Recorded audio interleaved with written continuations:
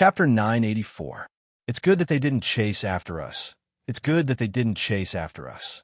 At this moment, Mutter felt as if a heavy burden had been lifted off his shoulders, and he no longer looked like the brave general of World of Wara. Finally safe, Mutter panted for a while before calming down. Then, he called a few of the Kiliarchs who escaped with him over and asked, "How many enemies do you think there are this time?" "About 20,000, I think." A straightforward Chiliarch blurted out without thinking. As soon as he said that, Mutter's face showed a very serious expression, and he seemed a little unhappy. "I think there are at least 40,000. Another Chiliarch noticed the change in Mutter's expression and quickly expressed his opinion. "I think there are 70 to 80,000, or else how could our 30,000 army be defeated so quickly?" As soon as the number of 40,000 was mentioned, another Chiliarch voiced a different opinion. Until now, Mutter's expression became a lot friendlier. "I think there are about 70 to 80,000. We fought for 2 days and 2 nights in this battle, and in the end, we damaged more than 50,000 of the enemy's cavalry. After that, we still had to retreat because we didn't have enough troops. Isn't that right, everyone?" This was a blatant lie. Mutter's usual personality was not like this, but he could not explain himself to Yesen after being defeated, so this was the only way he could come up with to explain everything. This way, not only would he not be at fault, but he would also be rewarded. The general had set the tone, and the other Kiliarchs did not want to be implicated by the defeat, so after a slight hesitation, everyone agreed to this fabricated fact. Soon, they called the Kiliarchs and Centurions to agree on the same statement. A great defeat was described as a great victory, and this was considered a kind of art of war. Outside the beginning city, the attack was still ongoing.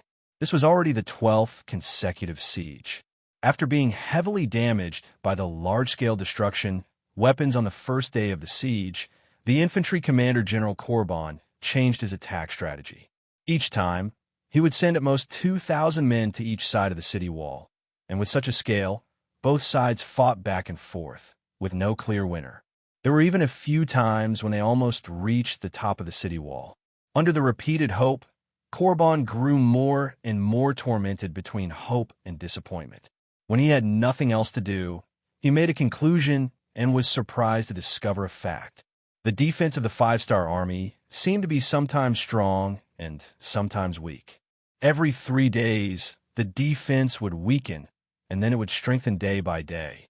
On the 4th day, there would be another fact that the defense would become weak and strong.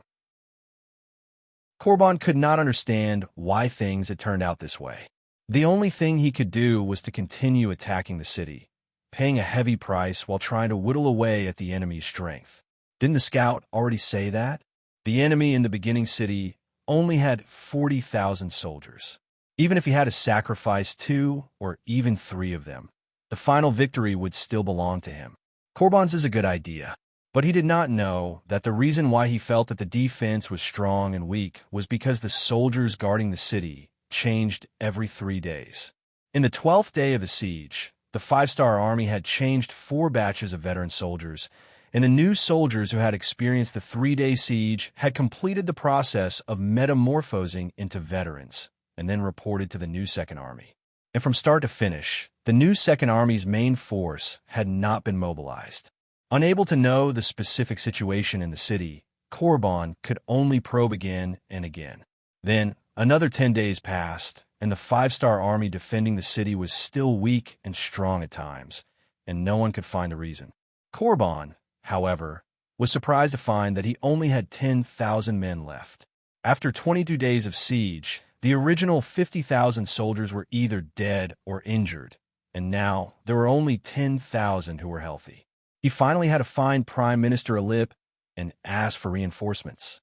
He did not expect the Korban to be so difficult to attack. At first, he said that he would take the outer city in 3 days, but it had only been 3 days, and not only had he not taken it, but he also did not have enough soldiers to attack the city. This made Alip very unhappy, but he could not think of a better way at the moment. So he had no choice but to replace the 20,000 cavalry with infantry and hand them over to Korban. Just as Alip was done with this, Another message came, and the 30,000 cavalry sent by the Wara had returned. But only 5,000 of the 30,000 returned, which meant that they might have been defeated when they attacked North Desert City. Muther had returned. He could have returned a few days earlier, but in order to show that he had indeed fought a hard battle with the 5-star army, he deliberately delayed it. This time, he was summoned by Yesen for questioning as soon as he returned to the camp. What happened? I gave you 30,000 cavalry, and you only brought back 5,000 men. I want an explanation. Yeshen's eyes were cold, and if Muther answered wrong, he would raise his butcher's knife and start a massacre. Thinking that it was fortunate that he had prepared in advance, Muther tried his best to act as calm as possible and told the lie that he had made up earlier. After he was done, he even put on a mournful expression and said, "Lord Leader, this is all because the scout's information was not good. That's why we suffered such heavy losses." 80,000 5-star army. Where did they come from? Yesen, who was frowning after hearing Muther's explanation, was also stunned. Since when did North Desert City have so many 5-star army? If that was the case, 30,000 against 80,000, and 5,000 managed to escape after wiping out 50,000 of the enemy's cavalry, it was not a small victory. I don't know.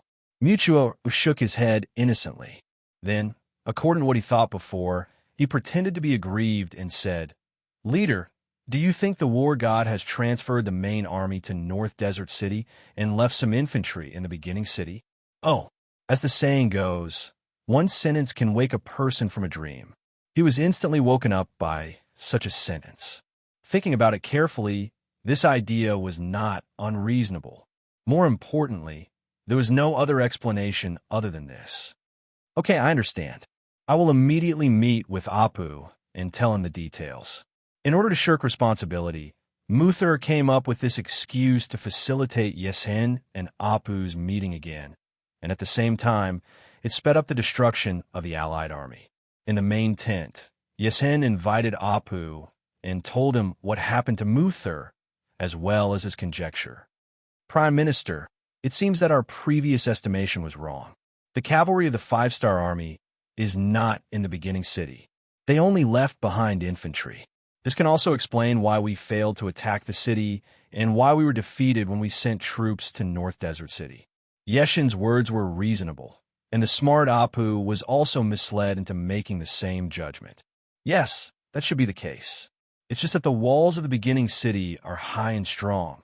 Even if they are infantry, what can we do if we can't break in?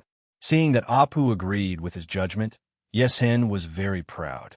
In his eyes, Apu was very smart, and even he agreed with his judgment. There should be no 5-star army cavalry in the city.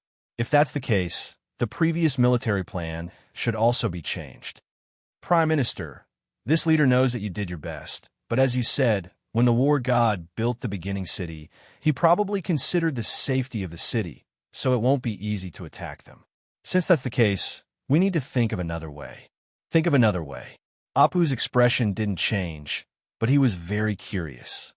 "But I don't know what the leader has in mind." "Haha, I have some ideas, but I don't know if it will work or not. I still need to ask the Prime Minister to give me some pointers." Yesen chuckled. He did have a bold idea, and he wanted to show it off in front of Apu.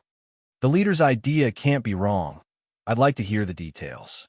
Apu saw that Yesen was keeping him in suspense, so he simply satisfied the other party's request and said these words with a pleading expression. Apu's attitude was so humble that Yesen was full of pride. He immediately laughed and said, "This is what I think. Attacking the beginning city with ladders is far from enough. Since that's the case, it's better to go to Baiming and get some cannons. With the help of these cannons, attacking the beginning city will be twice the result with half the effort. When the beginning city is in danger, the 5-star army cavalry in North Desert City will have to reinforce them. At that time, we only need to attack them halfway, and our plan will be successful. The encirclement is fake, and attacking the reinforcements is real." Apu's brain turned very quickly, and he immediately pointed out the core of the problem. "No, attacking the reinforcements is real, and attacking the beginning city is also real. When the time comes, No matter which side makes progress, it will be our victory. Yesen first shook his head, then nodded, and his eyes were full of smiles. This time, Apu didn't answer immediately. He was thinking about the feasibility of the matter, thinking about the fact that they still had the advantage in terms of military strength. It was possible for them to start a war on both sides. Thus, he wanted to agree. However, there was a bigger problem in front of him. Will the Northern Ming army give us cannons? We don't want their cannons. Before, we found hundreds of cannons on the battlefield, but we didn't have enough ammunition. Now, we just want them to hand over the cannons. And we don't want them for free. We could trade with them. We can use the extra war horses in the army to trade. This is what they need, so there won't be a problem. Yesen said confidently. War horses for ammunition, but we don't have that many war horses. As Arab spoke, he thought back to the 20,000 cavalry that he had just arranged to attack the city. Could it be that he had also planned to use his 20,000 war horses first? Chapter 985.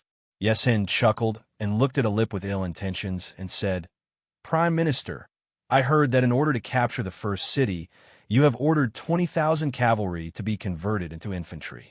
Doesn't that mean that you have 20,000 war horses? Of course, I won't take it for free. I've heard that there's a large horse farm in the south of the beginning city. There are hundreds of thousands of war horses in there. After we take down the city, I'll allow your army to pick 40,000 war horses first. How about that? As if worried that Alip would not agree, Yesen directly offered double the price and then looked at the other party with an expectant look. Yesen believes that this price will be able to move the other party. Alip only pondered for a moment before he nodded and agreed. These 20,000 war horses are indeed useless now. If that's the case, it's better to take them out to make a deal. Once they succeed, they will get more. Moreover, he also hopes to get the help of artillery. Otherwise, he really doesn't know when they will be able to capture the first city. After convincing Alip, Yesen called one of the 4 generals, Tung Shu, and asked him to take 10,000 people to Sambuchuan City to make a deal. Remember, 20,000 war horses in exchange for all the artillery shells in the city. Yes, Prime Minister. But what if they don't trade with us? Tung Shu asked. Tell them that the artillery is used to deal with the first city. Now we are all grasshoppers on the same rope. If the 5-star army is fine this time, I'm afraid that they will inevitably come to the 5-star army to settle the score. If they don't want to see such a result, it's better for them to obediently make a deal with us. And if they are unmoved, tell them that we will ally with Yang Chendong. They can think about the consequences themselves. Yesen pulled a long face and said in an unfriendly tone. Tung Shu left, but to his surprise, the deal went very smoothly. It's probably because the person in charge of Sambuchuan City is now Deng Chong. Since the red barbarian cannons were no longer available, there was no need for him to keep the cannonballs. He might as well give them to the Ministry of Wara in exchange for war horses. The 2 sides were trading under the city gate. When the 20,000 horses were involved, it caused quite a commotion. Many people in Sambuchuan knew about it. Shi Wanshan and the other generals also knew about it. However, they were under house arrest and couldn't do anything. The members of the Security Bureau in Sambuchuan City heard about this matter. Considering the importance of this matter, they used the radio station to send the news to Shurchen. When Yang Chendong saw this news, Wang Shan not only sent this telegram, but also one about Haiwu Division. He Gong, the commander of the 5th Division of the Navy's Cold Front, called. They had already passed through the Liaodu area and were now heading towards the first city. It's better to come at the right time.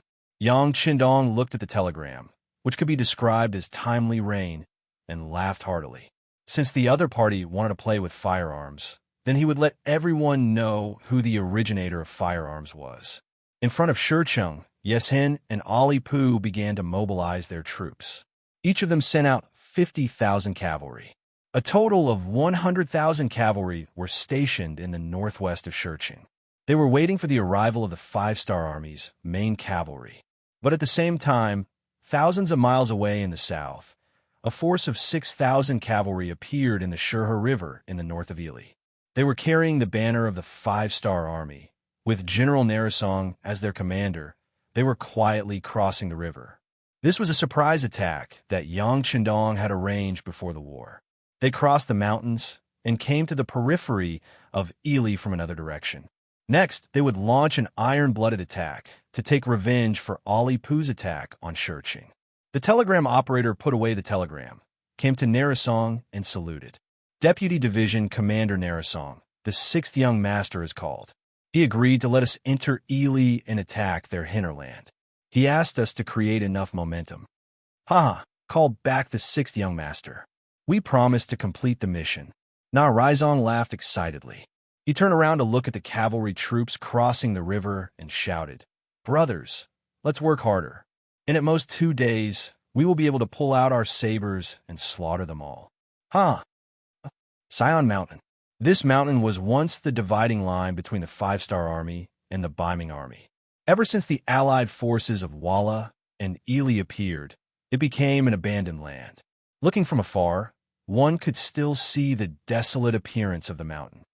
"General, should we rest here for a night before continuing? Our brothers are tired from being so careful." A chilly arch walked to General Tung Shu with a fawning expression. Tung Shu rode on his horse and looked at the continuous drizzle above his head.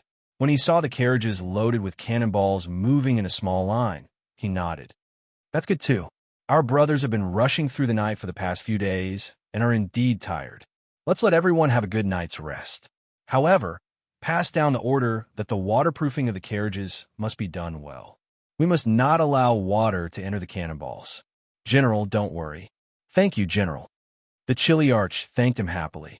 Then he went down to pass down the military order. For a moment, cheers could be heard from the 10,000 troops. They were not afraid of rushing through the journey. However, they were worried about carrying gunpowder that could explode if they were not careful. Seeing that they were about to reach the first city, and with the continuous drizzle, they might as well stop and have a good rest. They would continue to move forward when the weather cleared up. After the general gave the order to rest, the cavalry soldiers took out their tents. White tents sprung up like bamboo shoots after the rain at the foot of Sion Mountain. The 5-star army had originally built a road here. As the roadbed was higher than the ground, it would not be a problem even if it drizzled. Therefore, it became a good place for the Walla cavalry to rest. Just as the tents appeared one after another, 2 scouts from the 5-star army who were hiding in the distance quietly retreated and reported the news to their commander, Ding Shan. When the first city was closed, Ding Shan and the scouting group he led did not enter the city. Instead, they stayed outside and were responsible for gathering all the information outside. When the 5th Marine Division appeared on the grassland, Commander Ding Shan personally led people to welcome them and pulled them into an extremely safe jungle. Now, Ding Shan and the commander of the 5th Marine Division, He Gong, stood in the temporary military tent and looked at the map. They were thinking about how to complete the mission given by the 6th young master. The 5th Marine Division was an army fully equipped with firearms. It had 4 regiments and 1 division under its command, totaling 8,400 people. Because when He Gong received the order, he was still maintaining the security of the Korean province. When he came, he left the 4 regiments behind. However, even if there were only 3 regiments and 1 division, the strength of their combat power was still shocking. Speaking of which, the Navy's Cold Front Division and the Army's Cold Front Division both had their own merits. For example, the Army's Cold Front Division was required to learn how to ride a horse in addition to fighting on land. On the other hand, the Navy's Cold Front Division was required to know how to swim in addition to fighting on land. However, it was undeniable that both sides had good abilities in fighting on land. After receiving the mission from the telegram to eliminate the 10,000 cavalries sent by the Walla to collect gunpowder, He Gong had been waiting for an opportunity to appear. If the Walla cavalry were all on horseback, it wouldn't be easy to annihilate them all without any signs of life. And once a large number of cavalries escape, I don't know if Commander Ding Shan can stop them. In the tent, He Gong asked Ding Shan with a serious face. Although he wanted to say that he would do his best, but there was no room for carelessness in war. Ding Shan could only shake his head. "Commander He, our scouting group only has 2,000 people. If it is within this number, we are confident that we can stop them. But if too many of them escape, I'm afraid there is nothing we can do." "I see." Higan took a deep breath. "Then if we want to complete the mission, we can only wait for them to stop." Although Higan said that, he did not have much confidence in his heart. After all, 4 hours ago, he received news that the Walla cavalry was about to arrive at Mount Sihon. From there to the outskirts of Beginning City, it would only take more than a day's journey if they hurried. Perhaps in order to return to camp as soon as possible, they would not stop at all and would not create the most suitable opportunity for him to annihilate the enemy. Higan thought about how the sixth young master had high hopes for Hai Wushi. If he couldn't complete the mission well, how would he have the face to meet the sixth young master again? Higan's gaze fell on the map again. For the sake of the mission, he had no choice but to take the risk. Report. At this moment, the newly sent scout outside the tent returned with the latest news. Tang Shu's 10,000 cavalries and dozens of carriages of artillery shells had stopped at the foot of Mount Sihon due to the continuous rain. They stopped. After hearing the report, Higan's eyes lit up with excitement. Then he laughed and said, Good, it's good that they stopped. Commander Ding, it's time for us to show our skills." "That's right, Commander He. Everything will go according to the previous plan." Ding Shan was also very excited. Cavalries were afraid of moving. If that happened, it would be too difficult to lock onto the target, increasing the difficulty of annihilating them all together. However, if they stopped, everything would be another story. A division commander and a commander immediately ordered the troops to set off. Their target was the foot of Mount Sihon. At the foot of Mount Sihon, the 10,000 cavalries led by Tang Shu did not know that they had become the target and prey. The light rain outside had turned into moderate rain. After rushing for days, the moment the tents were set up, they rested inside. Many of them had even slept during the day. As the general leading the troops, Tang Shu did not have the intention to reprimand them. The soldiers were working very hard, and it was good to have a chance to rest more. Moreover, this place was not far from Beginning City. He had 10,000 cavalries, so he did not think that there would be any danger in resting here. Even if the 5-star army appeared, he would still be able to fight back. Moreover, there was no information that indicated that the main force of the 5-star army would be here, so he had nothing to worry about. Chapter 986. In the rain, the C5 Division soldiers dressed in the same raincoats appeared near Mount Sihon according to plan. The heavy rain increased the secrecy of their movements, but at the same time, it also increased the difficulty of their march. They wore rain boots and raincoats to keep the rain off their heads. 3 regiments and 1 battalion. More than 6,000 soldiers arrived at the foot of the mountain according to the original plan. They could already see the resting Walla camp from afar. "Commander, they didn't discover our presence. Can we continue with the plan?" A company commander in charge of reconnaissance came to Higan and asked for instructions. "Yes, order the 5 battalions of the 1st Regiment to spread out in different directions toward the enemy camp. The 2nd and 3rd Regiments, plus the battalions, stay at the periphery and eliminate any enemies that escape. In addition, go and inform Commander Ding Shan. Tell him to make preparations. We must not let any fish escape the net." Higan nodded his head with a dignified expression. Whether or not they could complete the 6th young master's mission depended on this. The regiment that received the order began to rapidly approach the target in the rain. They first crept closer to the enemy camp. When they were only 300 meters away, they could still see clearly even in the rain. Then, they switched to the standard military movement and slowly approached the enemy camp. How to approach the target as close as possible without disturbing the enemy was something that every cold warrior had to do. All kinds of military movements were skillfully carried out one by one. The distance between them and the enemy camp was getting closer and closer. When they were only 200 meters away from the enemy camp, the 95 style in their hands could completely unleash a powerful effect. Only then did they stop one by one. Then, they spread out in a long snake formation. The 2,000 soldiers were divided into 5 groups and surrounded most of the enemy camp's tents. Among them, the area near the carriages was the closest. "Prepare the rocket launchers." Dozens of carriages were about 100 meters away from them. From time to time, they could see Walla cavalry patrolling the surroundings. A regiment commander issued an order, but the rain covered his voice. The sound of the rain could cover up the voices of the people, but it couldn't cover up the earth-shattering explosion that followed. A single rocket launcher streaked across the rain and hit one of the transport carriages. The fire exploded, and under the chain reaction, the gunpowder in the carriages was ignited one after another. One after another, huge roars and explosions were heard. Amidst the sky full of explosions, the carriages were torn apart. With the support of enough gunpowder, a corner of the entire camp was instantly flattened. It was estimated that at least a few hundred Vola cavalry nearby were directly swallowed up.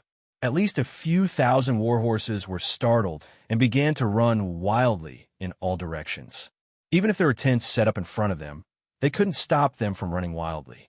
In the process, who knew how many tents were overturned, and who knew how many Vola cavalry who came out of the camp to check out the situation were trampled over. Chaos began. Attack. The first leader gave the order, and the 5 fire dragons began their one-sided massacre. Those Walla cavalry who came out of the camp in panic became targets one by one. They were hit by bullets, and blood spilled on the ground. Outside, there were horses roaring and rampaging. Inside, there were bullets passing by, taking away people's lives. Tung Shu, who was in the main tent, panicked. At this moment, his face was pale, and he looked nervous. He suddenly reached out and grabbed the captain who was running in front of him and asked, "What's going on? What happened?" "General, I don't know. Everything is a mess. Mrs. Qian's face was full of panic. The fire just now was too dazzling.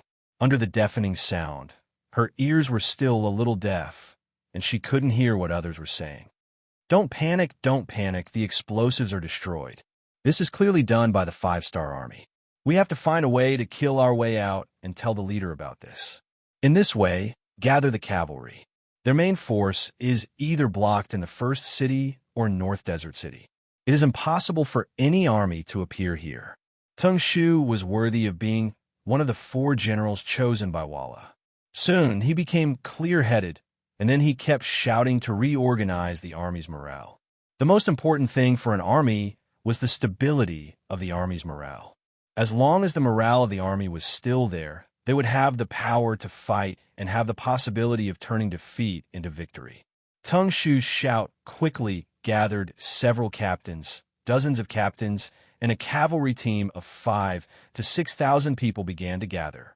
When these people found their horses and stood with their swords, Tung Shu, as the main general, didn't have the slightest hesitation, and he didn't have the intention to wait for the others. He looked at the direction of the first city and swung his sword. "The target is the first city. All troops attack."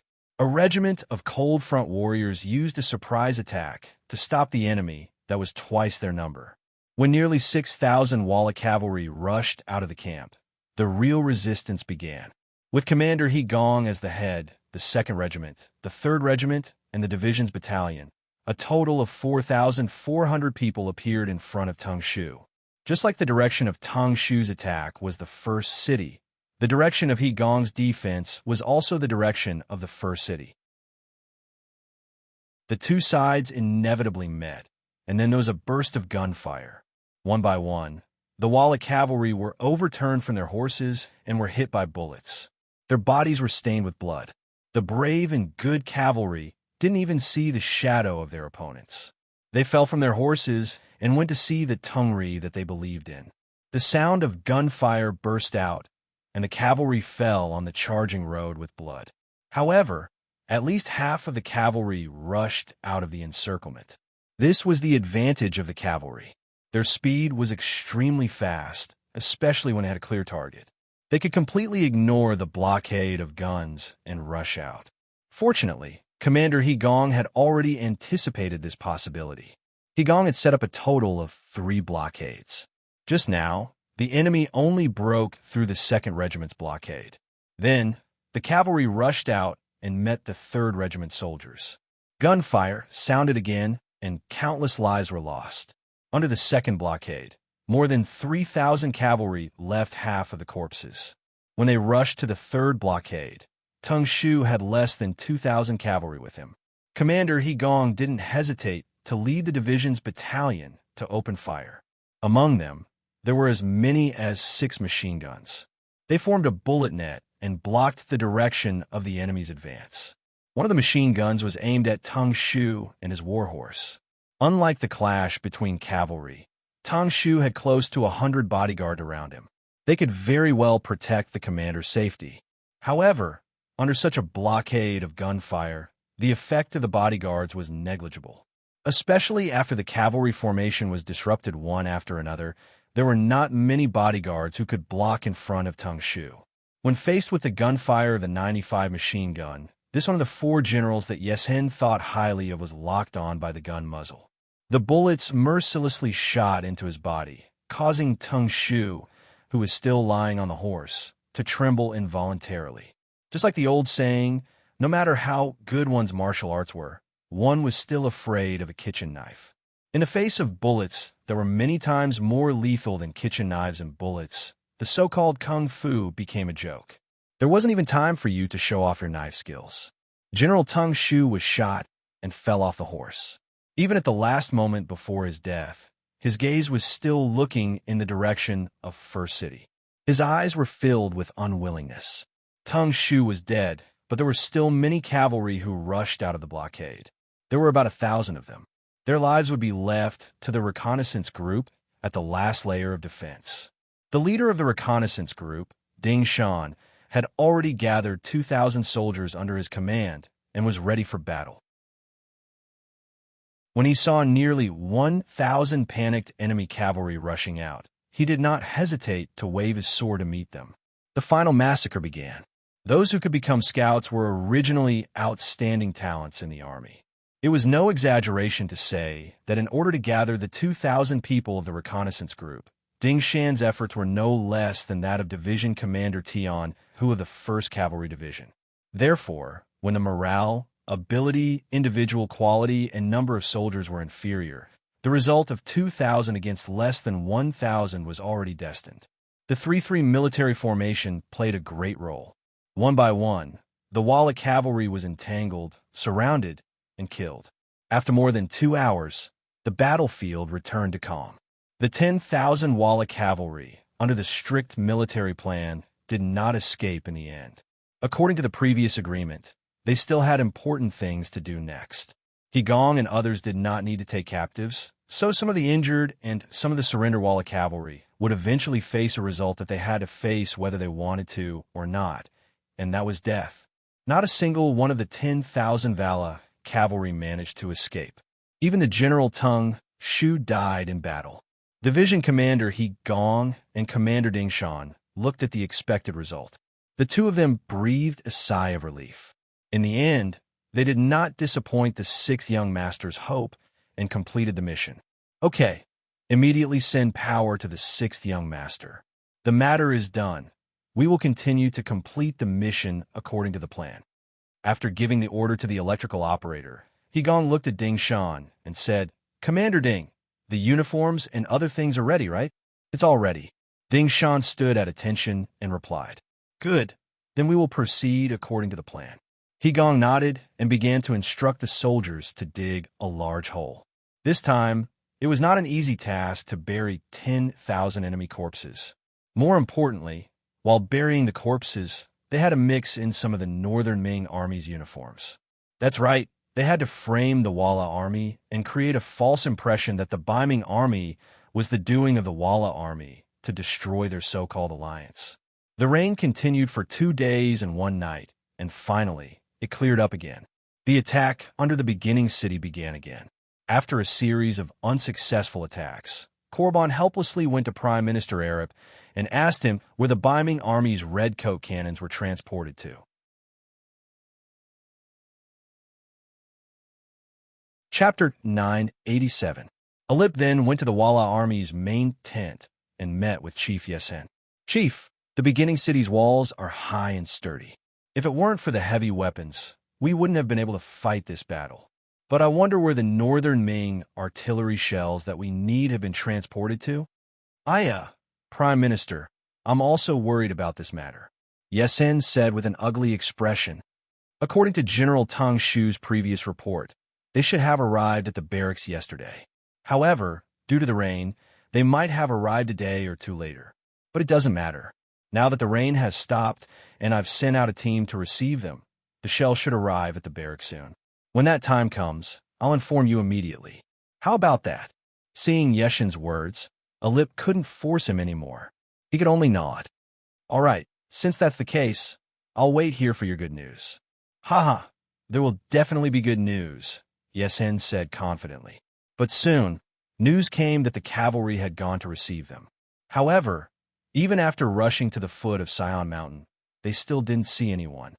That's impossible. When the news was reported to the main tent, Yeshen's eyes flashed with worry, but he would never admit it. You must have gone the wrong way and missed General Tang Shu. How about this? Send more people to search. Search inch by inch. Don't let go of any suspicious places. After many years of leading troops, Yesen knew very well what it meant to have an accident on the battlefield. However, Tang Shu had 10,000 cavalrymen with him. How could he disappear without a trace? There must be a problem somewhere. The facts soon proved Yeshen's guess. After the scouts received the order, they searched carefully and found that the soil at the foot of Sion Mountain was very loose. With suspicion, they dug up the soil and revealed the corpses of the 10,000 cavalry soldiers. The news was quickly reported to Yesen. He was shocked and asked someone to invite Alip to discuss the matter. After all, the other party had sacrificed 20,000 war horses. An explanation had to be given. After Prime Minister Alip received the news, he quickly came to Yeshen's main tent. As soon as he entered, he lost his usual calmness and asked anxiously, "Chief, what happened? I heard that General Tang Shu and the others are in danger." "Yes." Yesen lowered his head. His face was heavy with anger. "What's going on?" "We spent 20,000 war horses to exchange for those shells." Alip saw Yesen admit everything and questioned him. This time, he had been waiting for these cannons to be used as an emergency. Now that he was told that there were no more, what was he supposed to do next? Seeing that Apu wanted to condemn him, he raised his head and said with a displeased expression, "Prime Minister, please remember, not only did we lose 10,000 horses, we also lost 10,000 cavalrymen. In terms of losses, our losses are much greater than yours." When Yesen got angry, Alip realized that there was something wrong with his attitude. His tone softened a lot. "Yes, I deeply sympathize with your heavy losses. But what's going on? No matter what, there needs to be an explanation. That was 10,000 cavalry soldiers. How could they be wiped out just like that? What's more, no one came back. This is too abnormal." "It's indeed abnormal." Yesen agreed with this point of view. Then he asked with a trace of suspicion, "Prime Minister, do you think it was done by the 5-star army?" "5-star army?" Alip was stunned at first. Then he shook his head and said, "Didn't we already confirm that their main force is in the direction of North Desert City and Beginning City? How could they have the strength to arrange an ambush in the south of Beginning City? If they really have such great ability, then why would they defend the city? I don't think so." Alip was a smart person. Normally, he wouldn't directly express his opinion on some things. But as long as he understood the situation in front of him, he could see that the 5-star army was already weakened. They didn't have the strength to fight back. He wasn't the only one who thought this. Yesen also had the same idea. It's just that he couldn't think of any other reason, so he just casually probed. When he heard Alip's answer, he nodded and said, "Yes, the 5-star army shouldn't have the strength to do so." Although the 10,000 cavalry soldiers led by Tang Shu weren't the most elite force, they weren't just for show. To kill all of them without leaving a single one alive, it would take several times the number of soldiers. The 5-star army doesn't have the strength to do so. After eliminating the possibility of the 5-star army committing the crime, Alip and Yesen separately thought of another force, which was the Biming army. Comparatively speaking, Sion Mountain wasn't far from Tulu City. They had also heard that the 200,000 reinforcements of the Biming army had arrived from the capital. Could it be that they suddenly attacked and killed Tang Shu and the others? Although they were allies now, when there was a conflict of interests, anything could happen. That was 10,000 Walla cavalry with 10,000 warhorses. In addition, there were so many artillery shells. It wouldn't be strange for them to do anything. As the saying goes, there are no eternal enemies or friends, only eternal interests. For the sake of interests, who could say for sure what the Biming army would do? Just when the two smart people had their suspicions, but they still lacked evidence. The scout who had gone to investigate the corpses had returned with the evidence they wanted. It was a small number of Biming army uniforms found in the graves. But because the enemy was afraid of leaving evidence behind, they'd set the bodies on fire. Even the corpses were in tatters, and it was impossible to see how they had died. Even the Biming army uniforms were in the hands of the Walla cavalry, leaving behind some evidence and hope. Bastard, I didn't think they really did it. Yesen angrily slammed his fist on the wooden table in front of him. He had already guessed before, and now that there was evidence, he no longer doubted it. Alip was also angry. Although it didn't seem right that the Biming army would take such a huge risk for 10,000 warhorses, the reality was that the facts were right. However, the truth was right there, and he had no choice but to believe it. Then there was a problem. The Biming army had already made a move behind them, so they were no longer safe. Between the Biming army and the 5-star army, they could be attacked from both sides at any time. If that was the case, they had to take action. Otherwise, it would be too late once the situation was settled. What should we do? Do we still need to send people to Tulu City to investigate the situation? Yesen asked conservatively. Tulu City has been sealed off for a long time. Our people couldn't get in before, and now something like this has happened. Even if they could get in, they probably wouldn't let them out. This kind of investigation is meaningless. Apu shook his head. With his foresight, he believed that all investigations were unnecessary. On the contrary, doing this would only delay the army's retreat. That's right. Then what should we do? Retreat? When he said this, Yeshen's voice carried a hint of unease. We will retreat. But before we leave, we have to take some things with us. I've already sent people to check. Some of the more than 300,000 mu of grain fields in the north of the origin city have already ripened. If we move fast enough, we can still snatch some of it. This way, we can solve the problem of our own lack of food and fodder and also deal a heavy blow to the origin city. We can make them fall into a food shortage in a short period of time and delay their development. Apu said with some reluctance. Since it was confirmed that the first city was difficult to capture, even if they went to the North Desert City, it would be a risky move. They could only take a step back and snatch what they could first. This was the best way and the only thing they could do. Although he had brought a lot of provisions this time, the more life-saving things he had, the better. Thus, he immediately nodded. I agree with this idea. Then let's do it like this. We will send 10,000 cavalry to snatch the food. We will only give them 7 days. As for how much they can snatch, it all depends on their ability. How about it? Well, after we snatch our own food, we will burn the rest that we can't take away. In any case, we can't leave it to the 5-star army. Alip added. That's good. Well, using these 7 days, we can also transfer all the cavalry back from the northwest line and get ready to retreat at any time. Yesen said this, and he had already confirmed everyone's decision to retreat. A thunderous siege operation was destined to end in failure. After the two leaders reached a consensus, they each sent 10,000 cavalry to the food base in the north of the first city. But the next thing didn't go well. Facing the yellow food, they actually had difficulty moving forward. This didn't refer to how many 5-star army were guarding here. It was because there were too many mines. They only advanced 2 or 3 miles, and each of them paid the price of hundreds of cavalry. According to the report, there seemed to be a lot of mines buried in the ground that could throw their soldiers into the air. If they wanted to go all the way, they were afraid that it was far from being able to do it in a short time. When the news came back, Yesen and Alip both scolded Yang Chendong's cunning. Obviously, this was a trap that should have been set up long ago, but because they wanted to wait for the food to mature, they ignored it. If we can't get it, then let's destroy it. Don't we still have some explosives and catapults? Drive them over and blow it to the ground. With the idea of both sides suffering, Yesen made a ruthless move.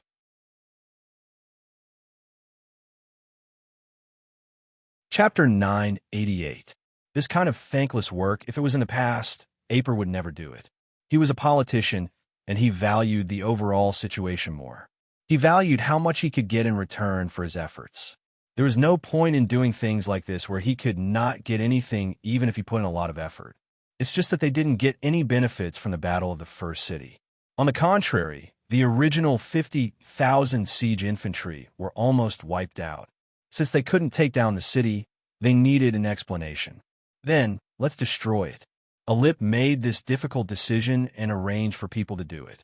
But before he gave the order, a new information was sent to him. This made Aper, who didn't change his expression even if Mount Tai collapsed in front of him, turn pale with fright. He finally didn't dare to think about other things and decided to leave immediately. Once again, he came to Yeshen's main tent. Aper anxiously said, "Leader, this prime minister just received news that the main cavalry of the 5-star army has entered our Ely kingdom. Now they're burning, killing, and looting.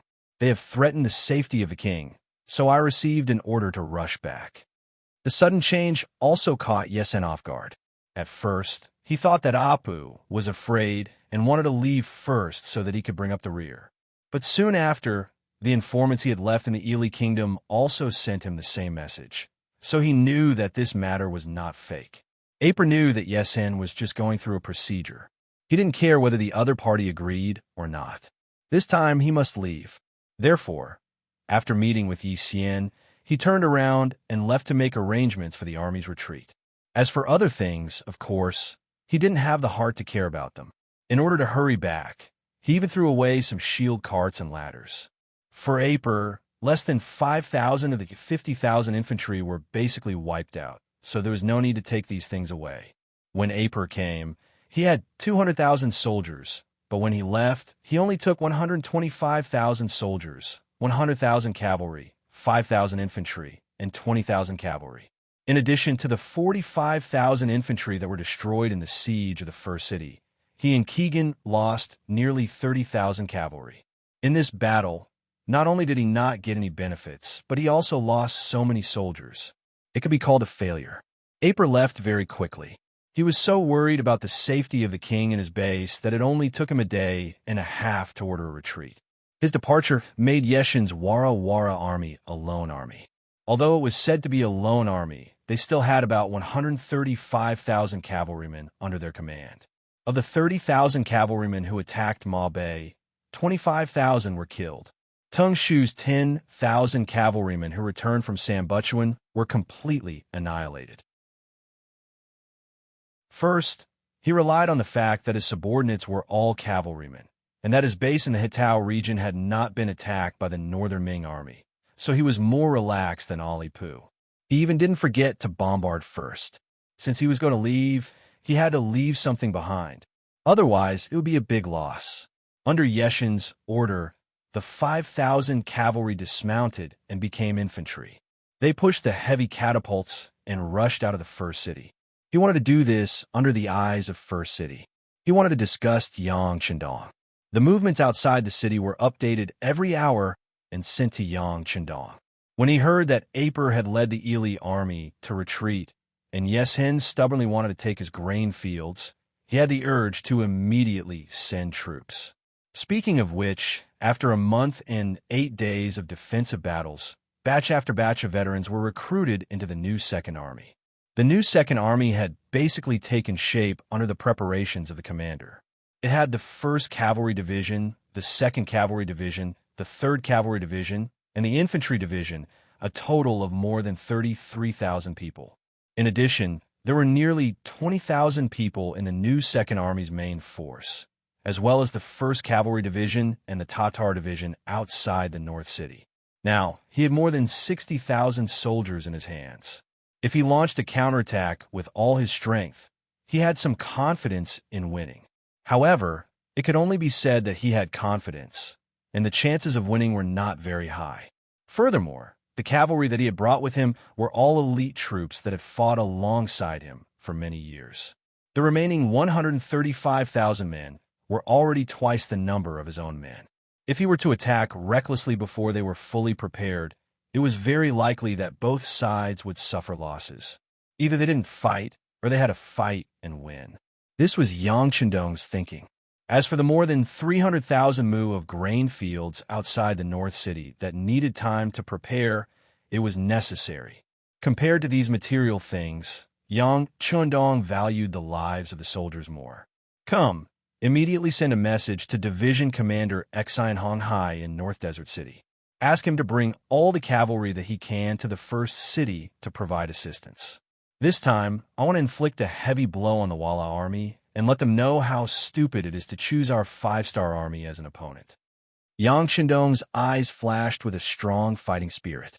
He wanted to establish the myth that the first city was invincible through this battle. He wanted to completely solve the security problem of the first city through this battle and also dispel other people's thoughts of attacking the city. After the telegram was sent out, Division Commander Exine Honghai in North Desert City, while mobilizing the cavalry in his hands, informed the leaders of the big tribes near North Desert City that it was time to fight a smooth battle. Those who wanted to take advantage of the situation could join in.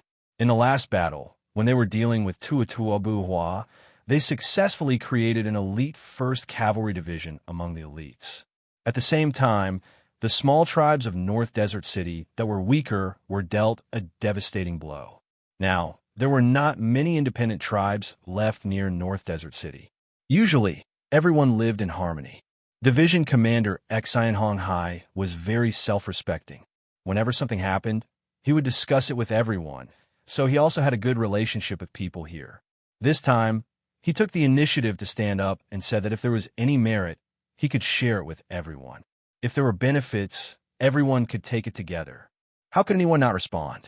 At that moment, under the leadership of Exine Honghai, more than 6,000 men and horses were gathered. Including the Mabe division, there was a total of 20,000 cavalrymen. After receiving the news, they marched straight to the direction of Shur City the next afternoon. At this moment, Yesen did not know about this. He just arranged for people to keep an eye on the outside of Tulu City. He was only worried about the 200,000 reinforcements of the Baiming army.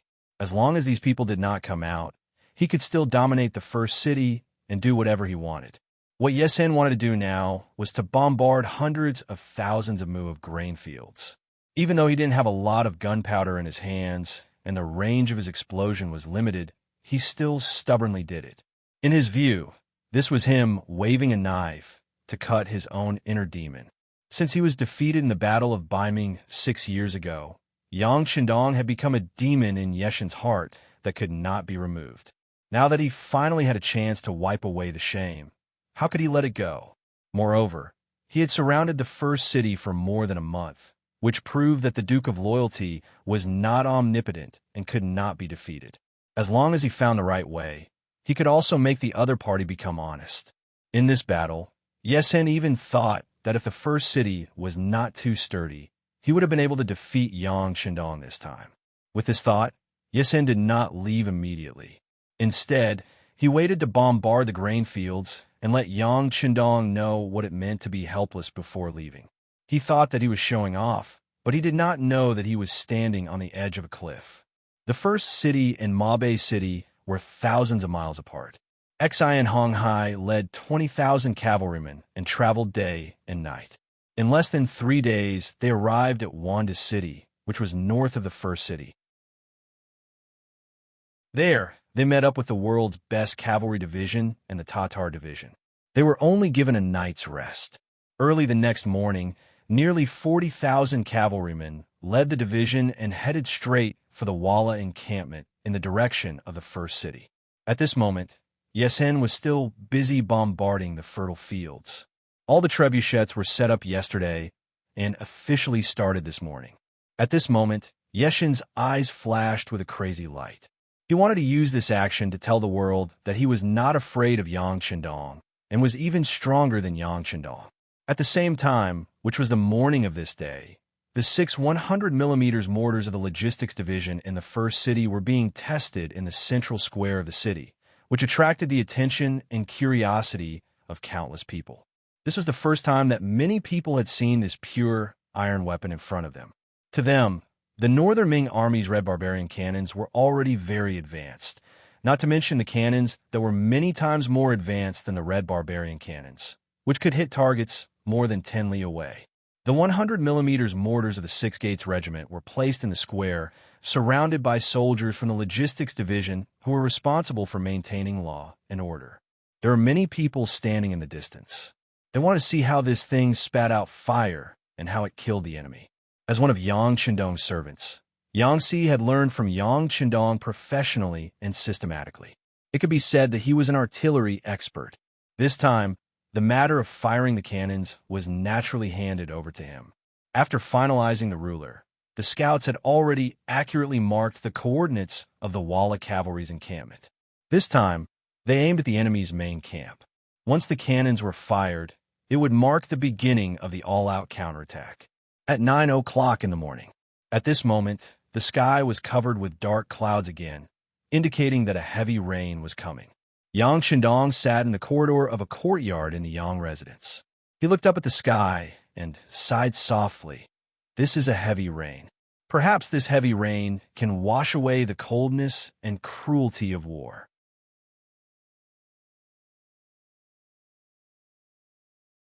Chapter 989. Lightning flashed and thunder rumbled in the sky, giving people a very oppressive and gloomy feeling. At this moment, the 6 cannons had been calibrated. In order to deal the greatest damage to the enemy and destroy the enemy cavalry's will to resist, Yang Si chose to fire 3 shots in a row from the nearest 6 li to the nearest 12 li. In other words, in this 6-kilometer-long Walla army camp, the 6 cannons had to fire 3 shots in a row in a short period of time. That was 18 shots in a row. Without any preparation, one could imagine how much damage and shock this cannon fire would bring to people. Ready, fire. Seeing that the time was up and everything was ready, Yang Si suddenly dropped the red flag in his hand. Then, the 6 cannons let out a loud roar. 6 shots were fired out of the barrels and flew out of the city. In the square, the people didn't disperse because of the heavy rain. They still opened their eyes wide and looked at the light and roar caused by the cannons. Outside the beginning city, the Walla cavalry was less than 3 kilometers away from the city wall. They seemed to want to use this method to suppress the 5-star army and show their strength. At this moment, the front line had undoubtedly become the focal point of the cannons. First, there was a whistling sound, followed by a boom. After a loud explosion, a deep crater appeared. The 2 tents in the crater were instantly turned into ashes. The other tents on the side were also affected. There were different degrees of damage and casualties. The attack officially began. The cannons drew a beautiful arc in the sky and landed in the Walla camp. In the roar, 1 tent after another was destroyed. Group after group of unprepared Walla cavalry were killed, injured, and frightened. Yesen saw that the rain was coming. He was patrolling the camp with his men. He wanted to see if there were any tents that were not set up properly, and if there were any stable doors that were not closed properly. It was precisely this action that saved his life. In the blink of an eye, the main tent he was in was blasted to the ground. Soon after, a giant crater appeared. Under the precise measurement of a ruler, the dozen or so personal guards and his concubine in the tent all disappeared from this world. Yesen looked back. His eyes were wide open and his face was full of disbelief. At this moment, the scene that had been hidden in his heart appeared again. The siege that had lasted for more than a month had made him forget how powerful the firearms in his opponent's hands were.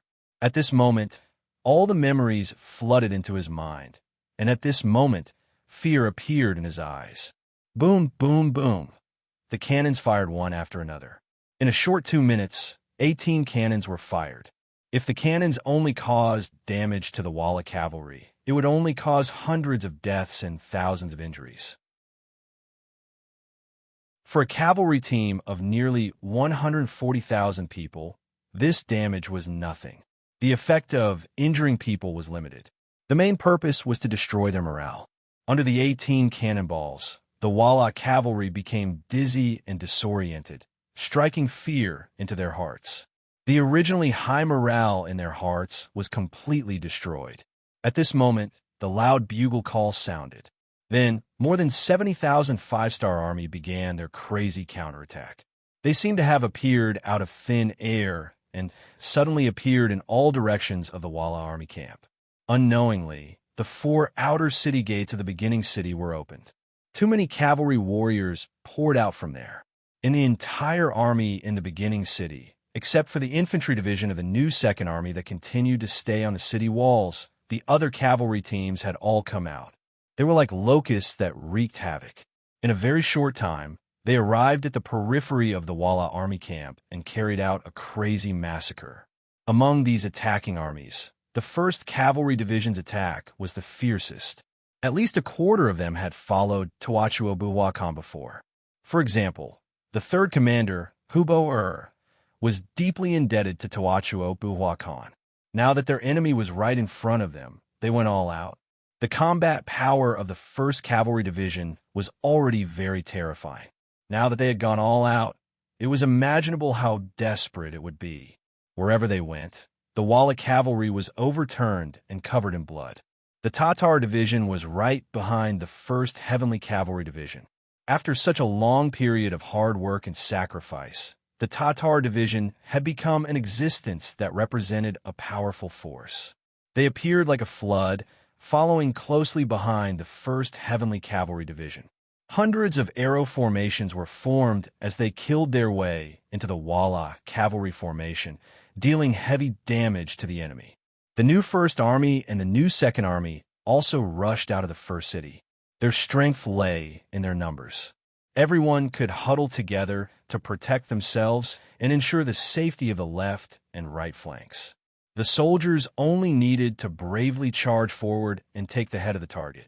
Under such a situation where there was no distraction, everyone performed to their best. For a time, no one could stop them. Lastly, it was the Mo Bay Division and the 20,000 soldiers of the Mo Bay tribe. Relatively speaking, their strength was the weakest, especially the Mo Bay tribe's cavalry. They were used to fighting alone and did not know what it meant to work together. If it was a normal day, with their strength facing the Walla cavalry, even if they had more people, it would be difficult for them to gain any advantage. But today was completely different. They were following behind the main force of the 5-star army, and they were going for a surprise attack. Like this, where they were not in a formation, as long as they were not isolated, they would not be in any danger. In such an environment, it also allowed them to better display their strength and try their best to kill those Walla soldiers who had been beaten until they were dizzy and disoriented. It was not true to say that they were utterly defeated. The explosions of the cannonballs had indeed caused the Walla cavalry to panic. However, when a shrill sound of the bugle horn signaled the arrival of a large army, the Walla cavalry displayed their outstanding military qualities. Many of the cavalry rushed to the stables to find their own war horses. They picked up their own sabers and charged towards the 5-star army in the distance. This was the strength of the Walla cavalry. Perhaps they were used to sneak into the camp often. Once they found that the enemy suddenly appeared, they did not need to do anything at all. These cavalrymen could resist based on their experience. At one time, there were even several incidents where they killed the enemy and returned. But this time, they were facing an army that was just as good as the Walla cavalry. It was impossible for them to turn defeat into victory. It was just a matter of how much they could lose. Yeshin's main tent was completely destroyed by the artillery.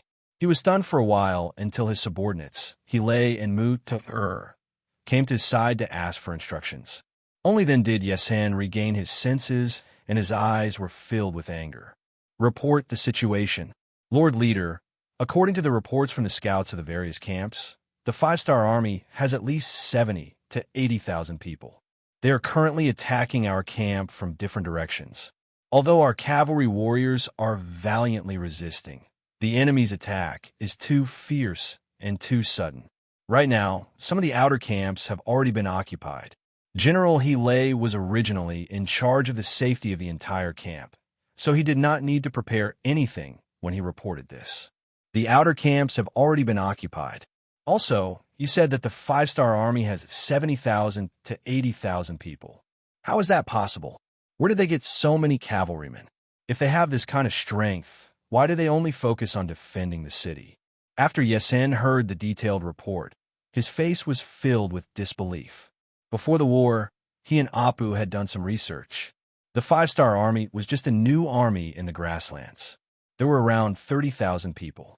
There was also the famous 1st Cavalry Division that had a few thousand people. Even if they included the 20,000 people guarding Mo Bay City, they only had around 50,000 people. Moreover, Apu was in a hurry to leave because it was confirmed that someone had gone to Ely to cause trouble. It should be the five-star army's doing.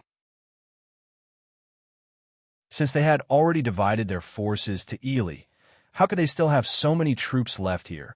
And the number of people far exceeded the data he investigated? Chief, do you think the five-star army recruited a large number of people in the beginning city? You know that there are more than 500,000 people in the beginning city, and they are all gathered together. It is not difficult to select tens of thousands or even more adult men from here. Hile had already thought about this question in his heart. Seeing that the time was right, he spoke out his guess. Yes, it should be like this. They must want to make a huge formation to force us to retreat. In this way, the crisis of the beginning city can be resolved. Another warrior, Muta-ur, agreed with Hilei's idea and said aloud. Yeshin's eyes flashed with a thoughtful look. After about 2 seconds, he nodded. Okay, then let's test the strength of the other party. Muta-ur, I will leave this matter to you. General Hilei, you have to pay attention to the situation of the battalions at all times. If there is any danger, you have to send troops to support in time. Since the five-star army wants to use the commoners as an army to scare this chief, then let's have a good fight. I want to see who will be the winner in a fair and square battle without using any schemes or tricks. Yes, Mutor saluted and left excitedly. Since the last time he led 30,000 cavalry to attack Mo Bay City and was defeated by the world's best cavalry division and the Tatar division, he felt that he could not raise his head in the army. Now that he had the opportunity to lead the army again, of course he would cherish it and perform well.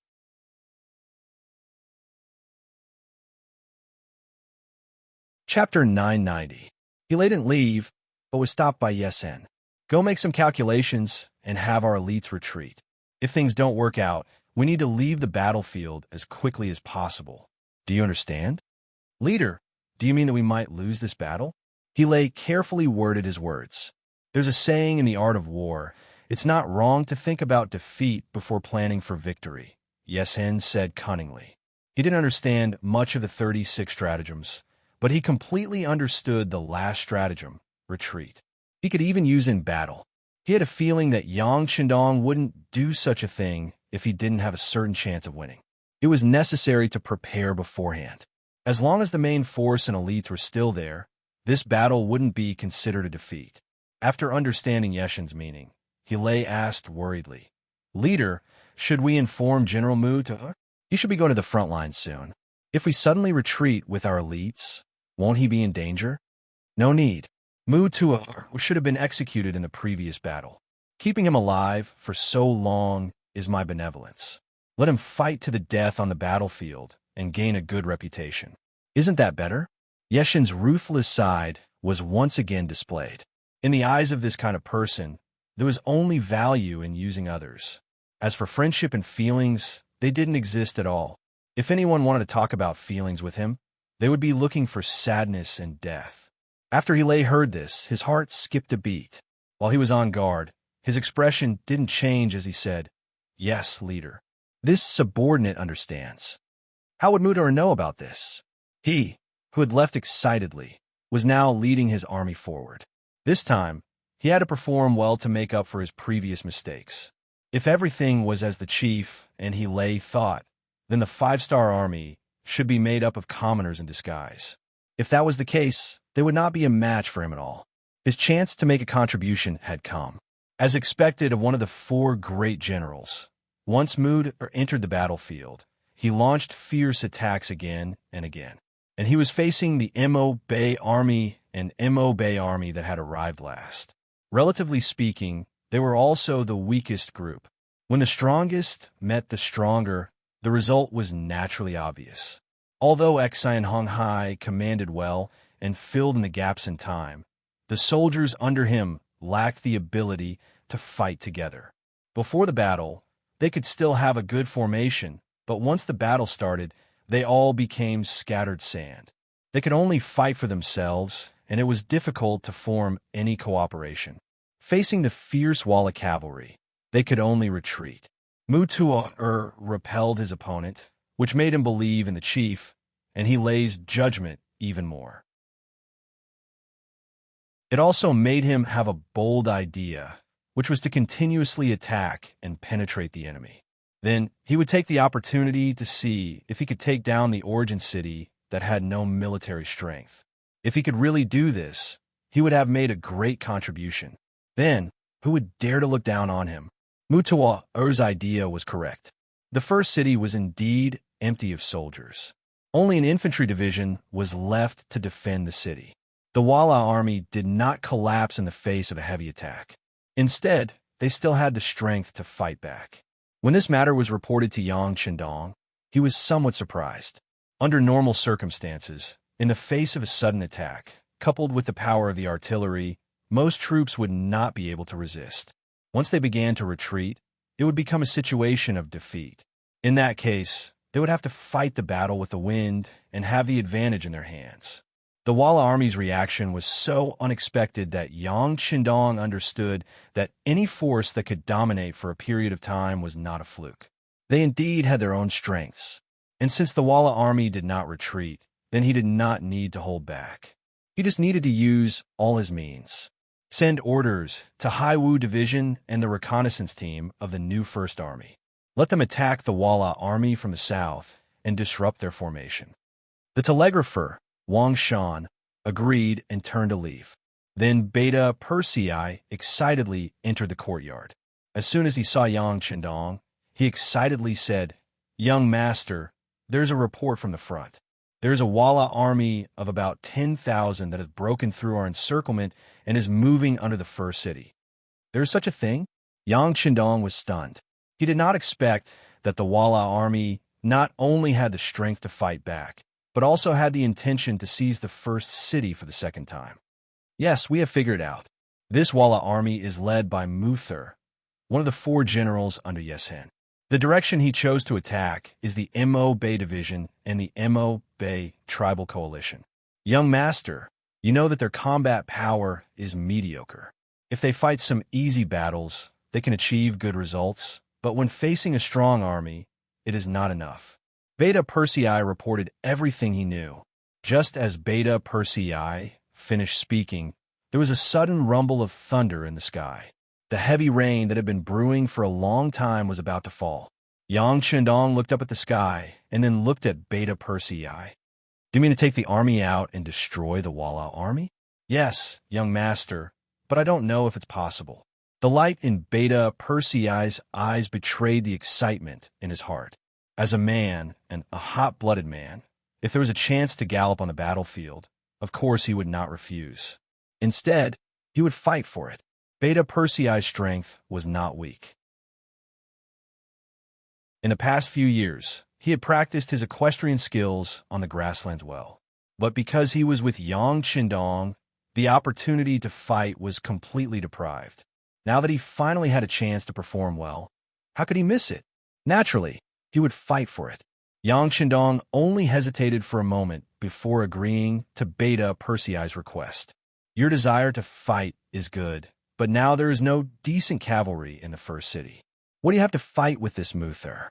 "Young master, don't you have your 2 guard brigades? They add up to 1,000 people. That's enough. Besides, although the guard brigade has not stopped training since it was established, they have not experienced any battle after all. After a long time, I'm afraid that their skills will be rusty. There are some opportunities to test their strength. Isn't it the best of both worlds?" Beta Persei opened his mouth and found a good reason for himself. The 2 guard brigades had a total of about 1,000 people. This was also Yang Qindong's last defense force, but at the same time, it was also the strongest defense force. Those who could enter the Guard Brigade not only had to have a clean background, but their skills were also excellent. In the eyes of many people, being able to enter the Guard Brigade was a glorious existence. The difficulty was even many times more difficult than entering the Cold Front and the 1st Cavalry Division. Every member had to be carefully selected by young heir and the 2 captains before they could join the team. However, there was a problem, and that was that no matter how many connections you pulled, you still wouldn't be able to get what you wanted. These people were also highly skilled. It was not an exaggeration to say that even the 1st Cavalry Division could not be their opponent in a battle of 1,000 people. This was why Beta Persei had confidence in the 2 Guard Brigades and why he dared to make the decision to fight thousands of people. Yang Qindong usually trained with the Guard Brigade, so he was naturally aware of their strength. Since Beta Persei was pleading like this, and considering that the Guard Brigade indeed lacked joint combat experience, this might be an opportunity. He finally nodded. Okay, I can agree to your request, but young master also has a condition. Young master, please speak. Beta Persei took a step forward excitedly, his face full of eagerness. I agree to let you send troops, but young master, I also want to go with you. How about it? Yang Qindong also wanted to see the scene of the Walla cavalry charging with 10,000 people. He also had a hot-blooded side to him. Okay, wait. Beta Persei instinctively agreed, but he quickly came back to his senses and shook his head repeatedly. No, the ladies in Tiger Head have strictly ordered me not to let young master take risks. This is absolutely impossible. Yang Qindong knew that Beta Persei would not agree immediately, so he questioned him. Beta Persei, you just said that with the strength of the Guard Brigade, it would not be a problem to deal with the Walla. Are you doubting the strength of the Guard Brigade? No, young master. Beta Persei quickly shook his head and denied. That's good. Since the combat power of the Guard Brigade is invincible in the world, there is no danger. What is there to be afraid of for young master to follow them? Well, it's settled. The battle doesn't wait for anyone. Go and arrange it immediately. Yang Qindong waved his hand at Beta Persei without any explanation. Beta Persei retreated just like that, only to realize that he had been tricked by the young master. But he knew that even if the young master had made a decision, he could not stop it with his ability. If he continued to talk, he was afraid that the young master would have the opportunity to fight, and he would only be trapped at home. If that was the case, then so be it on the battlefield. As long as he was careful and protected the young master by his side, and with the young master's skills that no one knew how powerful, there should not be any danger. The heavy rain poured down, as if the sky was leaking, and it fell on the grassland, washing away the blood on the cavalry on the battlefield. Mucho led a total of 20,000 cavalrymen and charged fiercely for a while, breaking through the obstacles of the Mabe division and the Mabe tribe, and finally arrived in front of the west gate of the first city. There were less than 8,000 cavalrymen left behind, and many of them were injured. When he saw the closed gate of the first city in front of him, the original hope in Mucho Er's eyes was extinguished by more than half. Under such heavy rain, without any siege weapons, it was impossible for him and his 8,000 cavalrymen to rush into the city.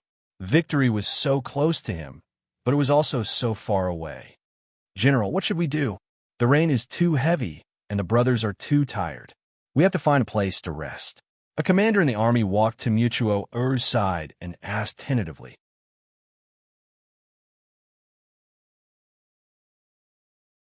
Chapter 991. Taking a deep breath, Muta knew that he had done something useless this time. With a dejected look, he was ready to give the order to retreat. Wait, look, did the city gate open by itself? A chilly arch interrupted the decision that Muta was about to make. He pointed to the west gate of the city and shouted loudly. The heavy rain was still falling, and the west gate opened from the inside. Then, a group of black cavalry under the protection of full armor walked out. A group of 5 people, despite the heavy rain, still came out as usual.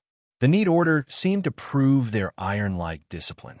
After walking for a full quarter of an hour, all 1,000 black cavalry walked out of the city gate. Finally, Yang Qindong, who was dressed in a particularly eye-catching golden robe, walked out of the city gate under the protection of Beta Persei and the others. Just after he left the city, the heavy gate behind him slowly closed. The sound was so clear that no matter how bad the weather was, it still clearly reached everyone's ears. In the past, when Yang Qindong went out, he always wore a red robe and a cloak. It could be said that he had always been concerned about the feelings of the North and South Daming. But this time, Baiming tricked him and obviously hurt his heart. At this moment, he no longer hid and put on the golden robe that represented imperial power. Yang Qindong was also dressed in black armor, only revealing a pair of murderous eyes. When he looked ahead and saw the 8,000 Walla cavalry, he did not show the slightest nervousness. On the contrary, he said in a very calm voice, "The black cavalry only belongs to you. This is the most powerful existence. But after today, I hope to add a new title to you, Long Way. The young master hopes that none of you will fall behind and can become a member of the new Long Way. Next, use the steel sword in your hand to prove your strength." Long way, long way, long way. 1,000 black cavalry made the same sound. For a moment, this shout seemed to have covered and surpassed the sound of thunder, echoing between heaven and earth. Seeing that the young master had raised everyone's morale to the extreme with just a few words, Beta Persei knew that it was time to launch an attack. At that moment, he pulled out his steel sword and pointed it forward, shouting loudly, "Brothers, it's time to prove our strength. Let's go. Charge!" 1,000 black knights rushed out amidst the battle cries. Even Yang Qindong, who was in the group, did the same. He pulled the reins of the white dragon with one hand and held the shining steel sword with the other. He exerted force in his legs and rushed forward. Kill! Muta Er's eyes also flickered with intense killing intent.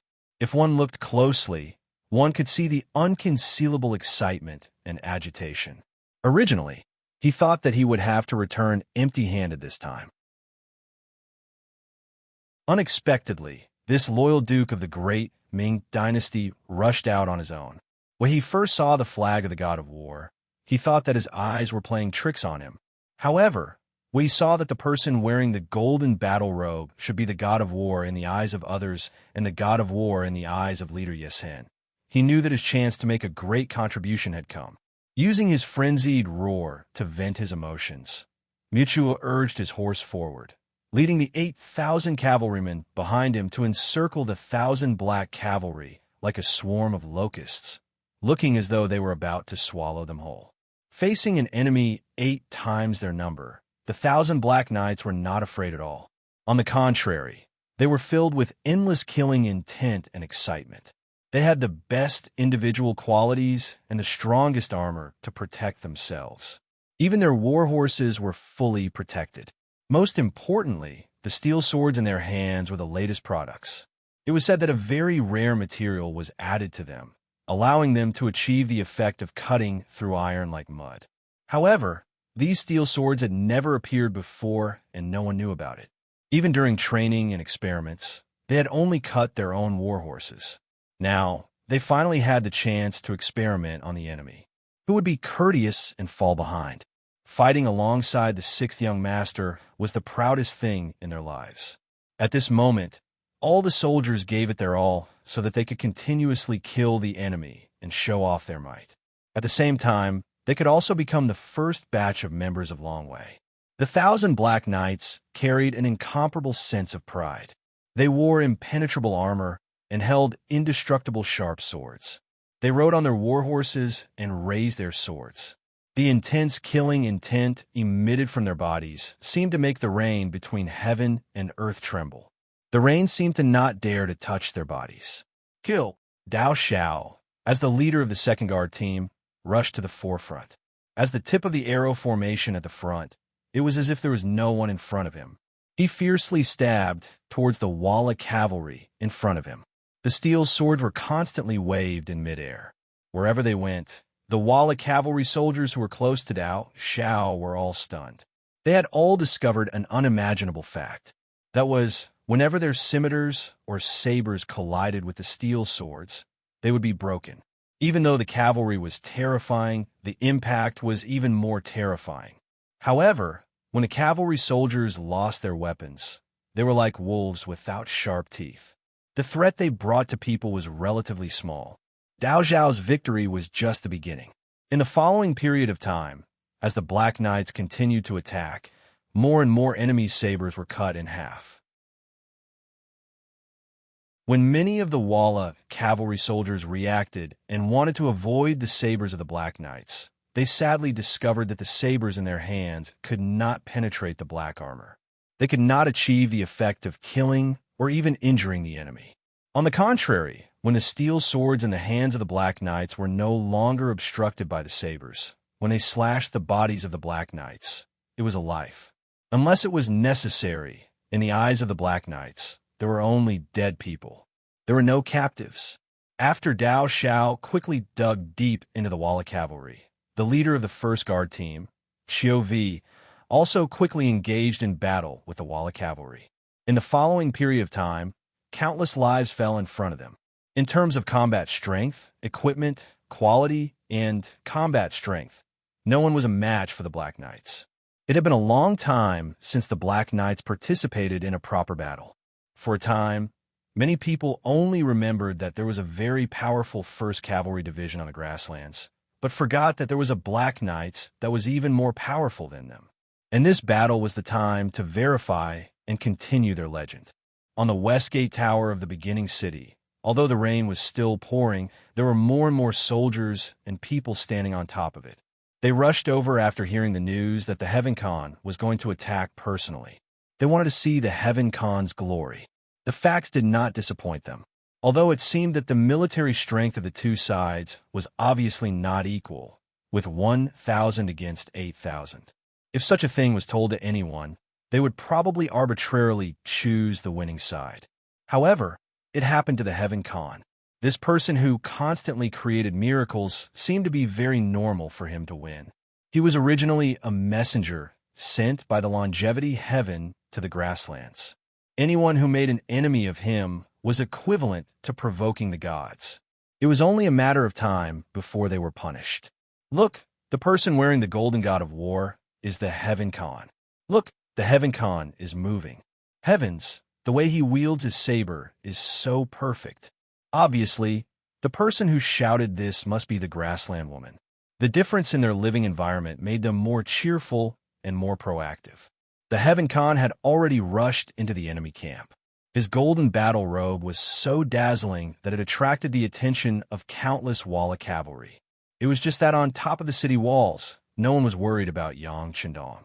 It was as if in their eyes, no one in this world could defeat the Heaven Khan. Therefore, no one felt that the Heaven Khan was cruel when he kept waving his saber, causing blood and limbs to splatter everywhere. Even some of the more timid girls on the city gate tower could only see the Heavenly Khan's imposing figure and clean movements. Yang Chendong had indeed killed his way into the enemy camp. He was covered in black armor from head to toe, so he was not afraid of any opponent at all. In this kind of battle that was close to a one-sided massacre, he had to show enough bravery and let the world sing about it.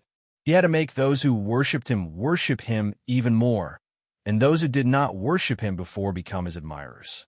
At Yang Chendong's current position, his every move represented a political significance. He was not a person who liked to kill, but at this moment he had to show enough courage and drive to kill. This would play a very positive role in his future rule here. Beta Persei and the others followed closely beside Yang Chendong, and at the same time, they kept waving their sabers. The enemies who rushed over died under their feet, and the enemies who rushed over were chopped to death in front of them. They were invincible all the way. That's Yang Chendong. Kill him. Kill him, and our names will go down in history. Kill him, and we will make a great contribution. Mutor saw Yang Chendong from afar, and then shouted. His eyes were bloodshot, representing the excitement in his heart at the moment. This was Yang Chendong. How many people hated him to the bone and wished for him to die immediately? Unfortunately, most of those who had such thoughts and put it into action had become a pile of bones. Now that an opportunity had been thrown in front of him, There was no way Mu-Ta'ur would not seize it. Mu-Ta'ur widened his eyes and slapped his warhorse with all his might. At this moment, he waved his saber and approached Yang Chendong. At this moment, he could even see the miraculous martial art in front of him. He seemed to see the scene of his legend being sung by tens of thousands of people in the grasslands. Get lost! A loud roar interrupted Mu-Ta'ur's fantasy. It was Beta Persei's saber to repel and kill anyone who wanted to approach the young master from both sides.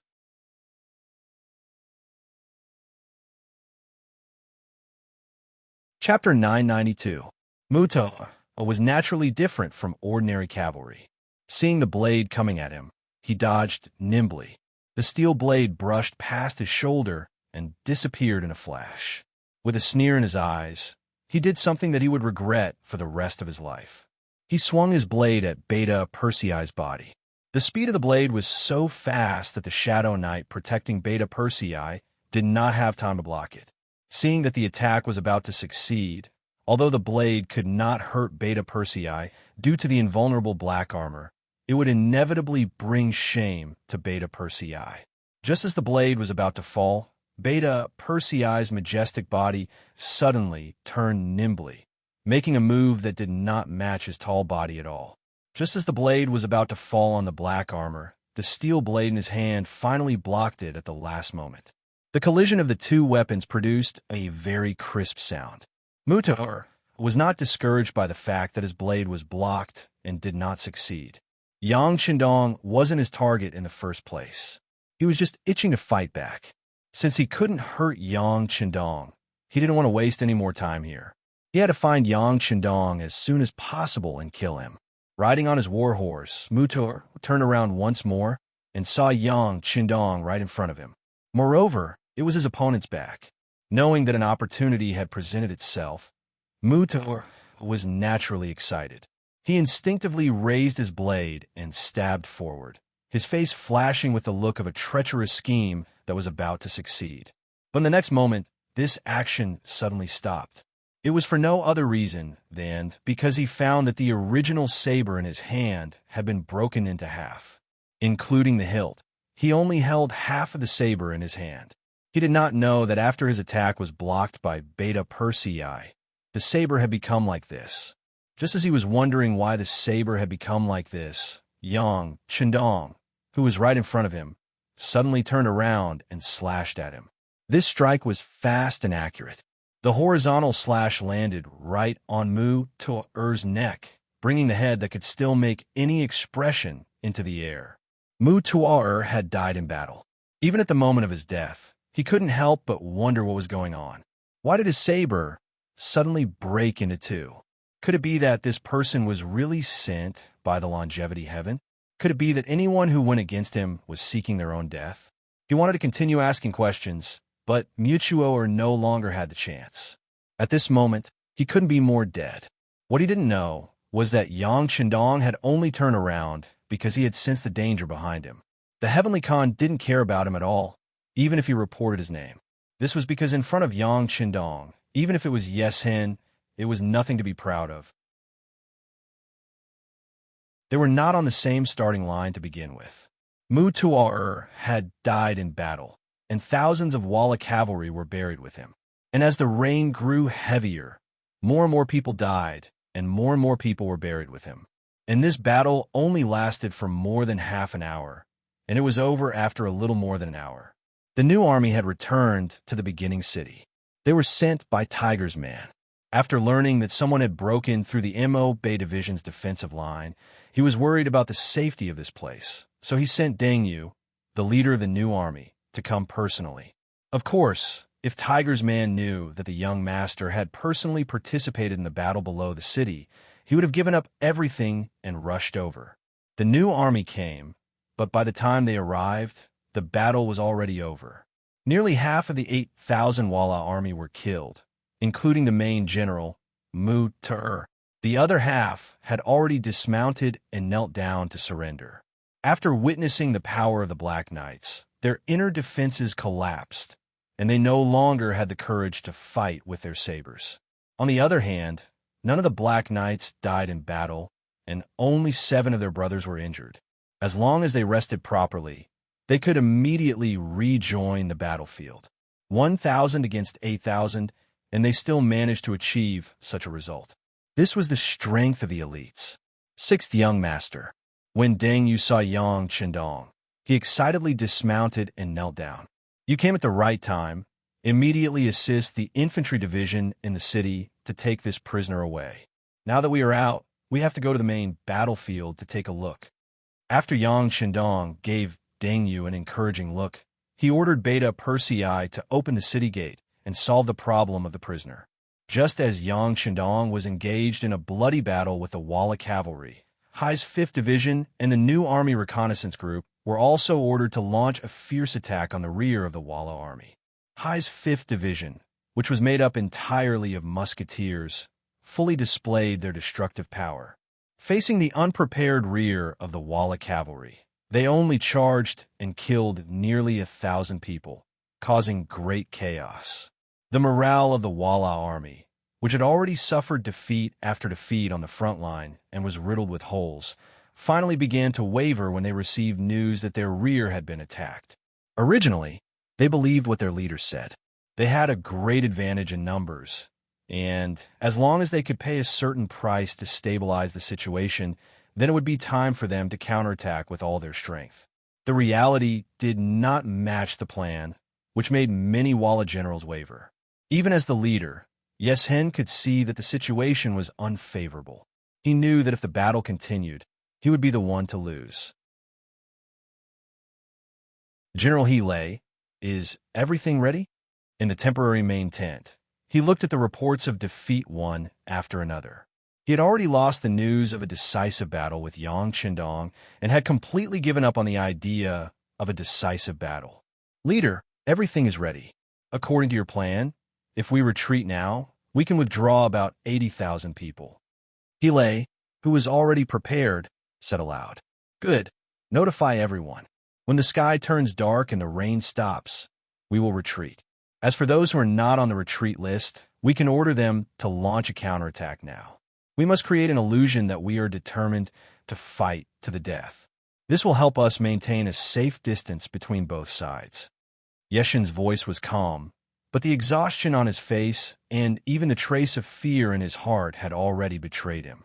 Once the order was given, the Walla army's counterattack began. It was as if they didn't care about their lives. The counterattack of tens of thousands of soldiers increased the pressure on the advancing 5-star corps, causing several armies to have no choice but to retreat and fight in groups. Other than the 1st Cavalry Division, which had already split into 5 units, most of the 5-star army on the battlefield had already gathered together. Retreat. Yeshen, who received the report from the scout, immediately gave the order. When the sky turned dark, the Tile army that had been charging forward courageously suddenly retreated like a receding tide. The generals of the 5-star army, who were gathering their troops, realized that they had been tricked. At this moment, it was already too late to give the order for the entire army to pursue.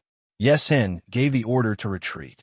Following that, he sent out 5,000 cavalrymen to chase after the Longwu division and the scouting group in order to prevent them from interfering with his retreat. In the end, he also sent out 5,000 cavalrymen to block the 1st Cavalry Division that was chasing after him. The original 80,000 retreating soldiers were reduced to 70,000 just like that. Under the cover of the night's rain, they quickly retreated from the battlefield.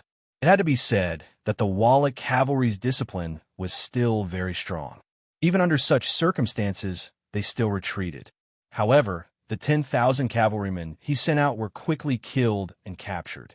Whether it was facing the fierce attacks of the Longwu Division and the scouting group, or facing the bravery of the 1st Cavalry Division, these cavalrymen would only be sending themselves to their deaths if they charged forward.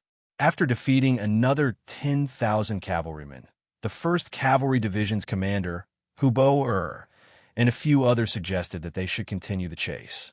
No matter what, they couldn't let Yeshen escape. However, at the crucial moment, Division Commander Tian, who gave the order to not give chase before the main force arrived. After all, Yeshen had 70,000 elite cavalrymen. If they charged forward alone, they would most likely be surrounded and heavily injured. Although it was said that with the strength of the 1st Cavalry Division, they were not afraid of anyone. However, if they knew that they couldn't do it, it wasn't bravery, but stupidity. Yang Qindong came to the main battlefield early in the morning of the 2nd day. At this moment, the heavy rain finally stopped after 3 days, leaving only a light drizzle in the air. When he saw the corpses and blood everywhere he looked, he couldn't help but sigh. The setting sun on the battlefield is as red as blood. White bones are exposed for thousands of miles in the wilderness.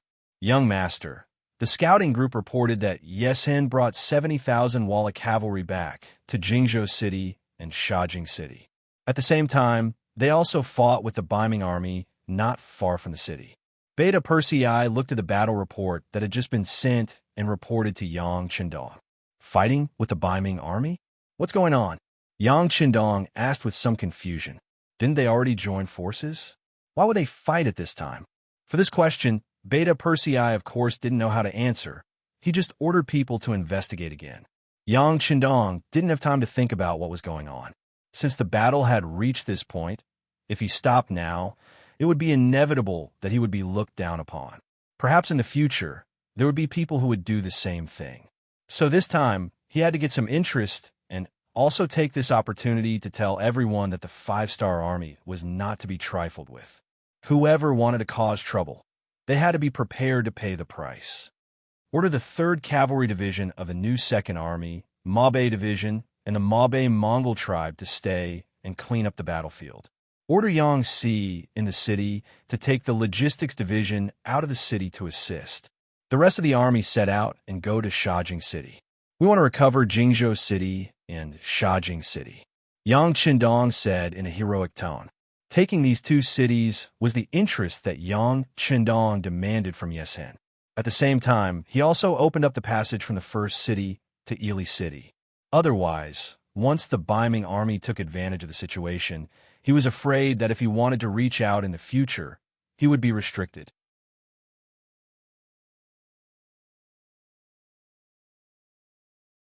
Chapter 993. Jingzhou City. It was one of the few well-preserved cities on the grassland. In the past, this place had always belonged to the Tatar Empire and was one of the important cities under the rule of Tuachuo Buhua. It was not until the Battle of the Beginning City that he lost to Yang Qindong. He, who led 3,000 elites, was besieged by Yang Qindong. In the end, he died in battle, and these cities became ownerless.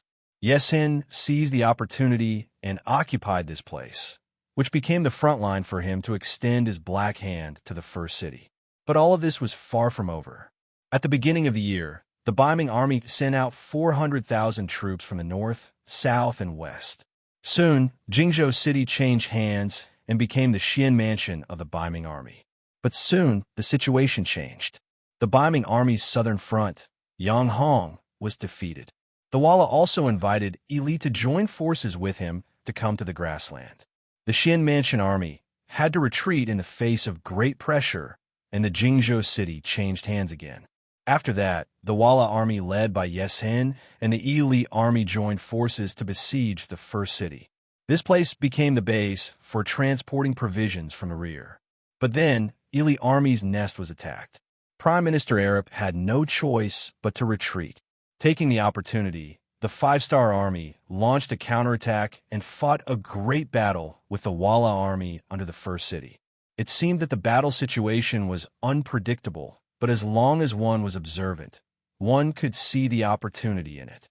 For example, Deng Chong, the military supervisor eunuch of the Xian Mansion army, was one of them. He boasted that he was smart. After receiving the order from the chief eunuch, Jining, Deng Chong mobilized the genie guards to put Shi Wanshan, Ancient River, and Ning Wenfeng under house arrest. Because of this, he obtained the power to control the army. When the 1st city defense battle was in full swing, he had been paying attention to the movements of various parties, imagining if he could find any benefits from it. For this matter, he took the initiative to find Shi Wanshan and the other 2 who were under house arrest. Under the righteous cause, the 4 of them discussed and finally came to a unified opinion. If the five-star army lost this battle, the Biming army would take Sion Mountain and make it the gateway to the northwest to protect the safety of Tulu City. On the other hand, if the five-star army won, they would think of a way to take Jingzhou City or Shajing City and regain control of the situation here. Now that they had a plan, all they had to do was wait for news from the front line. After sending countless scouts, the five-star army, they finally came back to the First City Defense Army. Of course, of this success, don't ask why. Don't ask what the reason is. Yang Qindong can give people this kind of feeling of confidence. Previously, Shi Wanshan and the others were already puzzled by the fact that they only defended the beginning city without attacking. Logically speaking, with the strength of the five-star army in this area, it was impossible for them to be so helpless. The current counterattack had proven everything. It wasn't that the five-star army didn't have the strength, but that they had been waiting for something. Of course, they did not know that Yang Qindong wanted to use the defensive battle to train his troops. At the same time, he wanted to see if there would be any problems with the defense of the first city. After all, he couldn't stay here forever, so he had to be aware of everything here. Regardless of Yang Qindong's thoughts, Deng Chong was more interested in his own opportunity. Since everyone said that the Walla army would be defeated, what he needed to do now was to attack and occupy Jingzhou City.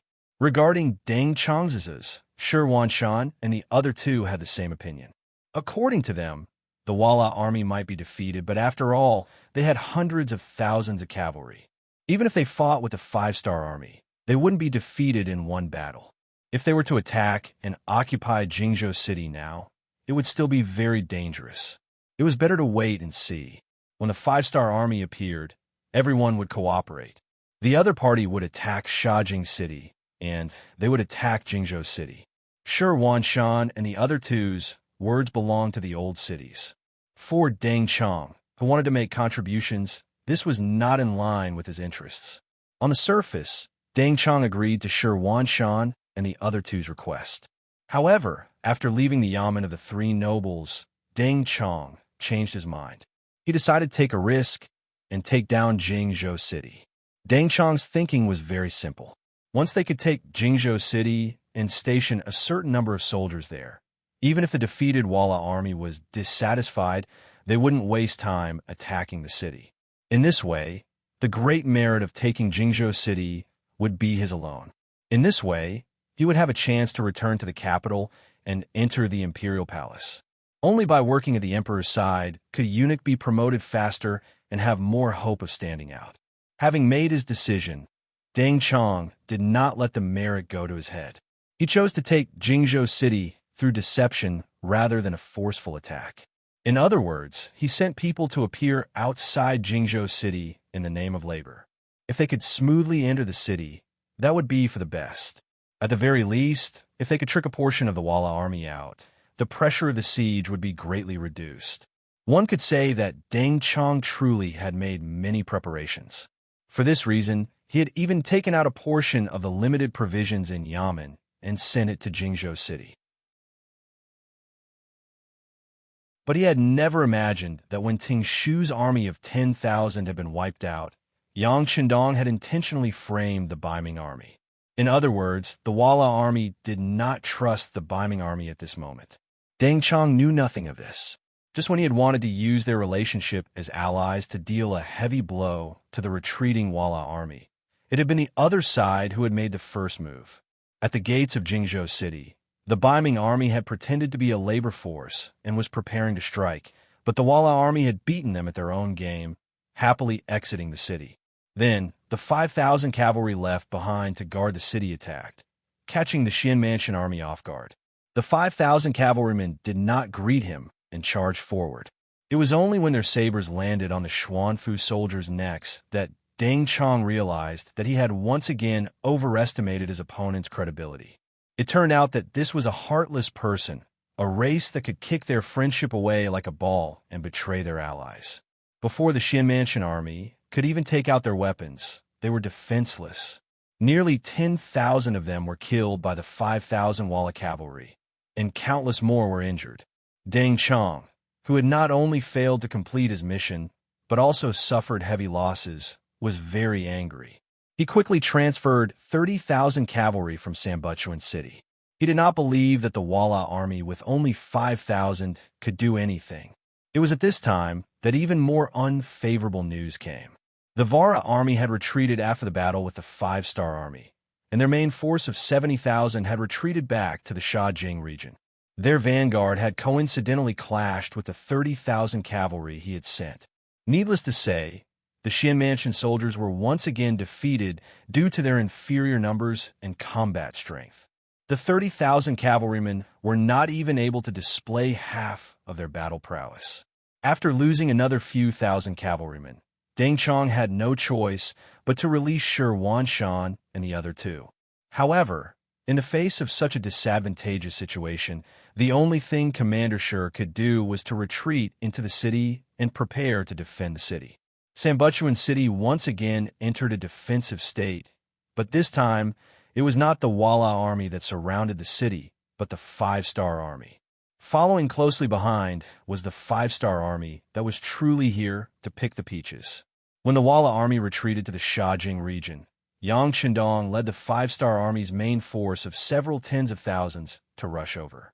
When Yes Hen led his troops into Jingzhou City, Yang Qindong rushed over.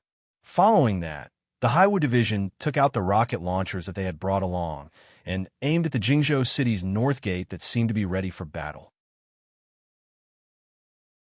It was the same siege, but the difference in weapons meant that the outcome would be different. When the city gates opened, the 1st Cavalry Division rushed into the city, brandishing their blades, and began a merciless slaughter. They wanted to vent all their hatred towards Yes Hen for killing Tuachuo Buhua.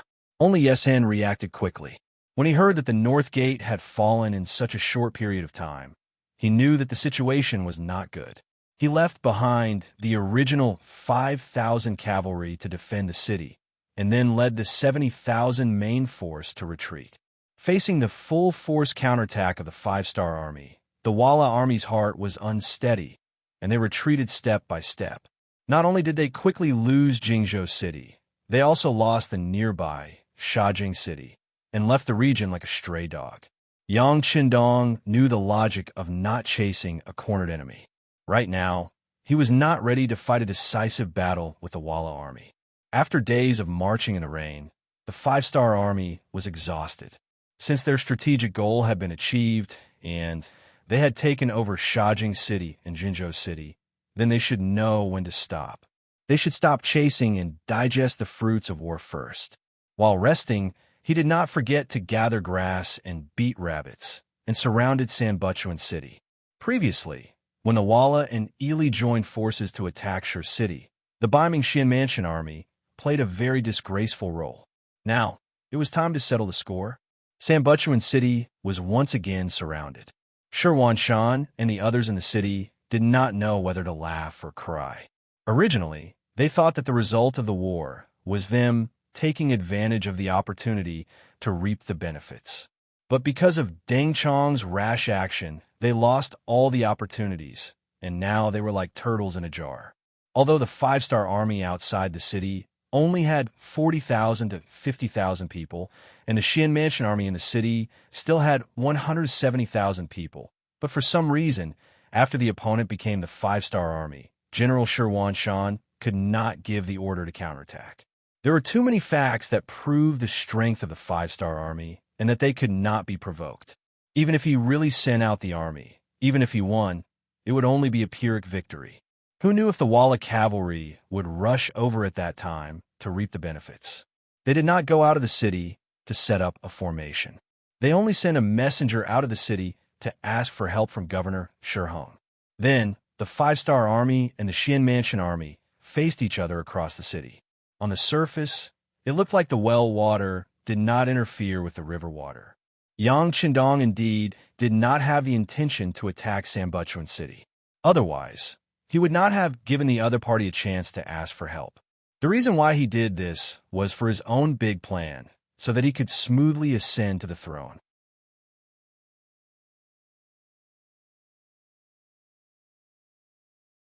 Chapter 994. In the temporary tent, Yang Qindong called for the commander of Haiwu Division, He Gong, in order to achieve his goal. Division commander He, according to our intelligence, I'm afraid that it won't be long before the 200,000 reinforcements from northern Maine come to us. What I want you to do is to destroy the 100 cannons that they brought with them. Is there a problem? Facing Yang Qindong, He Gong excitedly replied, Sixth young master, in order to achieve our goal, can we use all the weapons we have? Yes, but there's a condition. It's best if you don't injure anyone. Yang Qindong nodded. He knew that it was impossible to hit those cannons in the army without killing a person, but he was also a Han person. If he could kill one less, he would kill one less. Understood. I promised to complete the mission. Knowing that they could use advanced weapons to launch destructive attacks, He Gong was full of confidence. Haiwu Division also had some rocket launchers, which would become the best weapons to destroy the enemy's cannons. When the news of Sambuchuan being surrounded arrived, Baiming's commander-in-chief, Marquis Wukinghao Shi Hung, had already arrived at Xuanfu City with 200,000 reinforcements. Before leaving Xuanfu, he also sent someone to the capital to inform them that he wanted to fight the Five-Star Army. According to Shi Hung, the Five-Star Army had just fought with the Walla Army and the Yili Army. Although they had won, it was a Pyrrhic victory. At the moment, they only had 50,000 people left in the Shajing region. Once he arrived, he would join forces with the Xuanfu Division and have nearly 400,000 soldiers. At that time, even if each of them spit, they would be able to drown the Five-Star Army. The moment Shi Hung led the army out of Xuanfu City, the informants of the city's Bureau of Security sent a telegram. Wang Shan held the telegram and appeared in front of Yang Qindong. Sixth young master, urgent telegram from the front. After reading the telegram, Yang Qindong's expression didn't change. He nodded and said, Send a telegram to the person in charge of the Security Bureau of the capital. Tell him to contact our informants immediately and have them put pressure on Daizong. After arranging for Wang Shan to send the message, Yang Qindong ordered Beta Persei to call Tai Hu, the captain of the Wolf Fong Special Forces, and gave him a secret and important task. Sambuchuan City became quiet again. While both sides were waiting for something to happen, they looked to each other peacefully. Inside the city, Shi Wanshan and the others were naturally preparing for war. The Five-Star Army outside the city began to reinforce the two cities, Jingzhou City and Shajing City. At the same time, they sent a telegram to Yang Si, the logistics division commander in Shiqing City, to prepare to immigrate 50,000 people to the two cities. At the same time, they also prepared enough military supplies to transport to the two cities. Yang Qindong's attitude showed that he had already treated Shajing City and Jingzhou City as his own vegetable garden.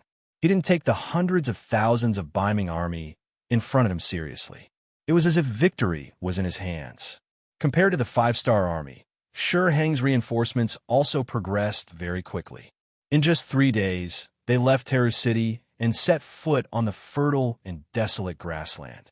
Not long after the 200,000 reinforcements left Talu City, news came from a vanguard that Shi Wanshan had sent people to receive them. At the same time, they also brought an important piece of news. It was news that the beginning city was very empty. Shi Hung, who was anxious to make a great contribution, didn't want to see these people at first. In his opinion, he was a dignified governor and Marquis Wuqing, who was personally conferred by the Baiming Emperor. If he did everything by himself, wouldn't it be too degrading? But when he heard the news about Shiqing City, he finally couldn't hold back the curiosity and excitement in his heart. He ordered the vanguard general to immediately bring the people to him. Half a day later, the people sent by Shi Wanshan came to Shi Hang's tent. In front of the big tent, a total of more than 10 people came to the rescue team. Only the captain was allowed to enter the big tent, and he had to be searched. The others could only guard outside the tent. From this point alone, it could be seen that the security was very tight. In fact, inside the main tent, there were 8 elite bodyguards led by Shi Hung to protect them. These 8 people were all warriors, 1 in 100. In a face-to-face situation, 5 or 6 people couldn't get close to them. They were the masters among the masters. The leader, who was the captain of the rescue team, was allowed to enter the main tent. When he entered, he knelt on the ground with a look of fear and trepidation. When he kowtowed, he didn't even find the right direction. He just kowtowed to a place where there was no one around. This very rash action first caused the 9 people in the tent to be stunned. Then, there was a burst of laughter. Obviously, everyone was so stimulated by the captain's action that they couldn't help laughing. The 8 bodyguards, who had their hands on their waist sabers, also relaxed their vigilance at this moment. How could such a cowardly person carry out an assassination? In the burst of laughter, Shi Hung, who was sitting on the high seat, shouted to the person kneeling below, "Marquis is here. Tell me, what is your name, what is your position, and what are you here for?" Oh!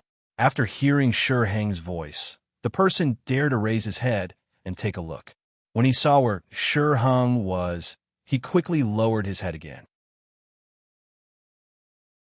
Then he slowly got up and bowed his head to Shi Hung, saying, "In reply to Marquis, everyone calls me Little Huzi. I am a centurion by Commander Shi's side. This time, I am here on orders from Commander Shi to tell Marquis a shocking news." Shi Hung didn't have any doubts about Huzi's words. The other party was wearing the Beiming Army's uniform and was so timid. Such a person couldn't be a spy sent by others. Therefore, Shi Hung nodded and said, "Shocking news? But I don't know what it is that is worthy of the word shocking." Marquis, Commander Shi said that after more than a month of defense, the first city is already an arrow at the end of its flight. This time, the first city is just an empty city. If Marquis can send troops there, you will definitely be able to settle it in one battle and make a great military achievement. When Huzi talked about the news, he was much more agile and seemed to be less nervous. Shi Hung listened to these words carefully and was not moved. He had already sent people to inquire about it. The first city's walls were high and strong. Even if it wasn't heavily guarded, as long as the city gate was heavily closed, it would be extremely difficult to take it down. Secondly, he didn't believe that Shi Wanshan, who was from the same family as him, would be so kind. Wasn't he worried that the 5-star army would take down Sanbuchuan City? Wasn't he worried about his own safety? A selfish person like Shi Hung naturally wouldn't believe that he would put himself in danger for the sake of others. Therefore, when he heard Huzi's words, he just sneered and said, "Your Commander Shi is really kind. Does he want our army to attack the first city and attract the attention of the 5-star army so that they can solve the siege?" No, Marquis is thinking too much. Commander Shi said that Sanbuchuan City has long been prepared for defense. It will be very difficult for the 5-star army to take it down with their current strength. There's no need to worry about the safety there for the time being. On the other hand, if Marquis can take down the first city, it will be a great merit. As a support, my commander will also be honored. It will more or less reduce the loss of the army and the sin of not taking the opportunity to take down Shajing City and Jingzhou City. I just hope that after Marquis takes down the first city, he can put in some good words for the Xian Mansion army in front of the emperor. Huzi also lowered his head and said these. Logically speaking, these words were still somewhat reasonable. This time, when they went to the grassland, the Datong army naturally didn't perform well. The Xian Mansion army wasn't any better. Even if they waited for Shi Hung to bring reinforcements to solve the siege, they wouldn't get any credit. Since that was the case, it was better to take another path. For example, if they could take down the first city, it would definitely be a great merit. They could use their merits to make up for their mistakes and even be praised. After Shi Hung understood the reason behind it, his expression became better. "Well, your commander's idea is good. It's just that the first city's walls are so tall. How can it be so easy to take down? If it can't be done in a short period of time, and the main force of the 5-star army is attracted back, then wouldn't Marquis be attacked from 2 sides? That won't happen. That won't happen. My lord has already arranged spies in the first city. As long as the army arrives, the city gates will open from the inside. At that time, Marquis can lead the army in. I think with your 200,000 troops, once they enter the city, who can stop them?" Huzi said repeatedly. "Spy? Open the city gate? What's going on?" At this moment, Shi Hung was really excited. If there was really such an arrangement, then he really had hoped to take down the first city. If that was the case, then he would definitely make a great contribution. At that time, it would be easy for him to be conferred the title of Duke. Shi Hung became excited, and Hu Zi also said with a look of fear and trepidation, "How could such a secret be known by a small character like me? But my commander has already written a secret letter. His life must be handed over to Marquis personally. The letter is here. Please take a look." Unknowingly, a secret letter appeared in Hu Zi's hand. Then, taking this opportunity, he took a few steps forward and was about to come in front of Shi Hung. "Stop right there." A bodyguard standing at the side sternly shouted. He stepped forward bravely and blocked in front of Hu Zi.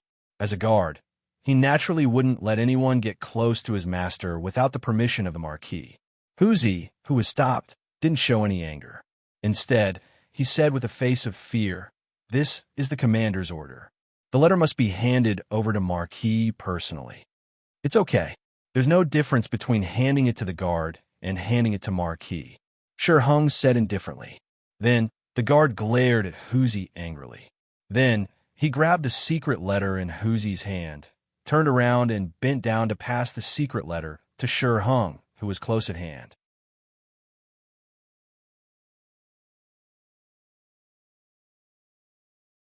Chapter 995. It was also at this time that the bodyguard turned around and bent over when he felt the weight on his waist lighten. The saber that he carried with him had disappeared. Before he could react, his waist was tightened again. Under the great force, he fell to the ground. Then, a figure replaced Shi Hang's position. An iron saber was placed on Shi Hang's neck. Of course, all this was done by Tiger. The so-called Tiger was the captain of the Langia Special Forces, Tai Hu. This time, he was carrying out the beheading operation arranged by Yang Chendong. The difference was that he didn't mean to kill Shi Hung. As long as Shi Hung was willing to cooperate, everything would be fine. Otherwise, he would have to start a massacre. The iron sword was placed on Shi Hang's neck. Tai Hu's voice and behavior were completely different from before. He said calmly, "If you don't want to die, don't shout or move. Otherwise, this sword will not recognize you." As he spoke, Tai Hu purposely increased his strength. Immediately, the iron sword went into Shi Hang's neck, causing blood to flow out. Shi Hung was also a general on the battlefield, so he had some skills. Just as he was about to resist, he felt a killing intent wrap around his entire body. He finally knew that this person called Hu Zi wasn't just talking nonsense. He really had the intention to kill him. Most importantly, he felt that his every move was being watched by this person.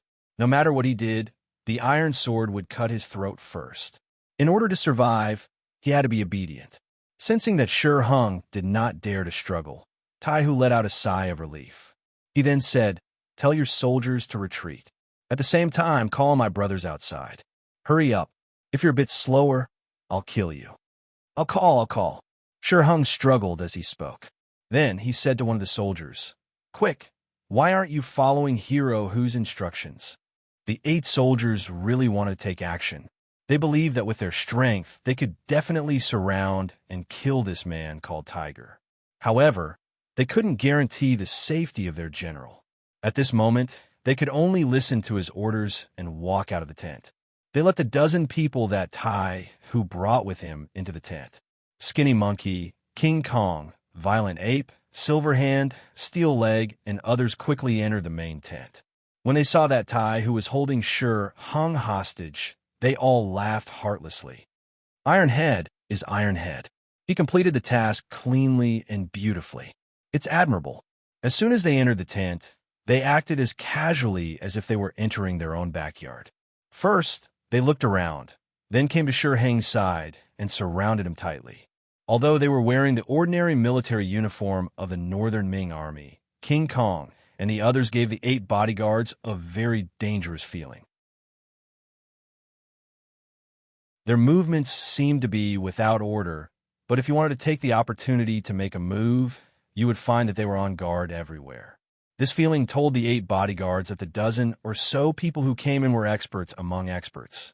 Shi Hung completely lost the hope of escaping when he fell into the hands of Tai Hu and the other members of the Langia Special Forces.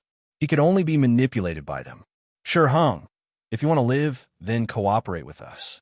When the time comes, I can guarantee that I will spare your life. Otherwise, we'll fight to the death.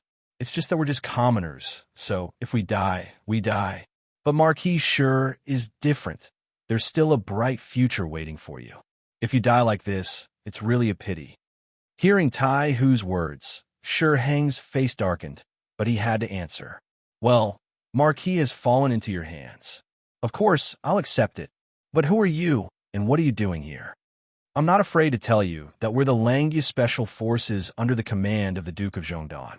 Our mission is to behead senior officials like you. Tai Hu reported his identity. The Duke of Zhongdan?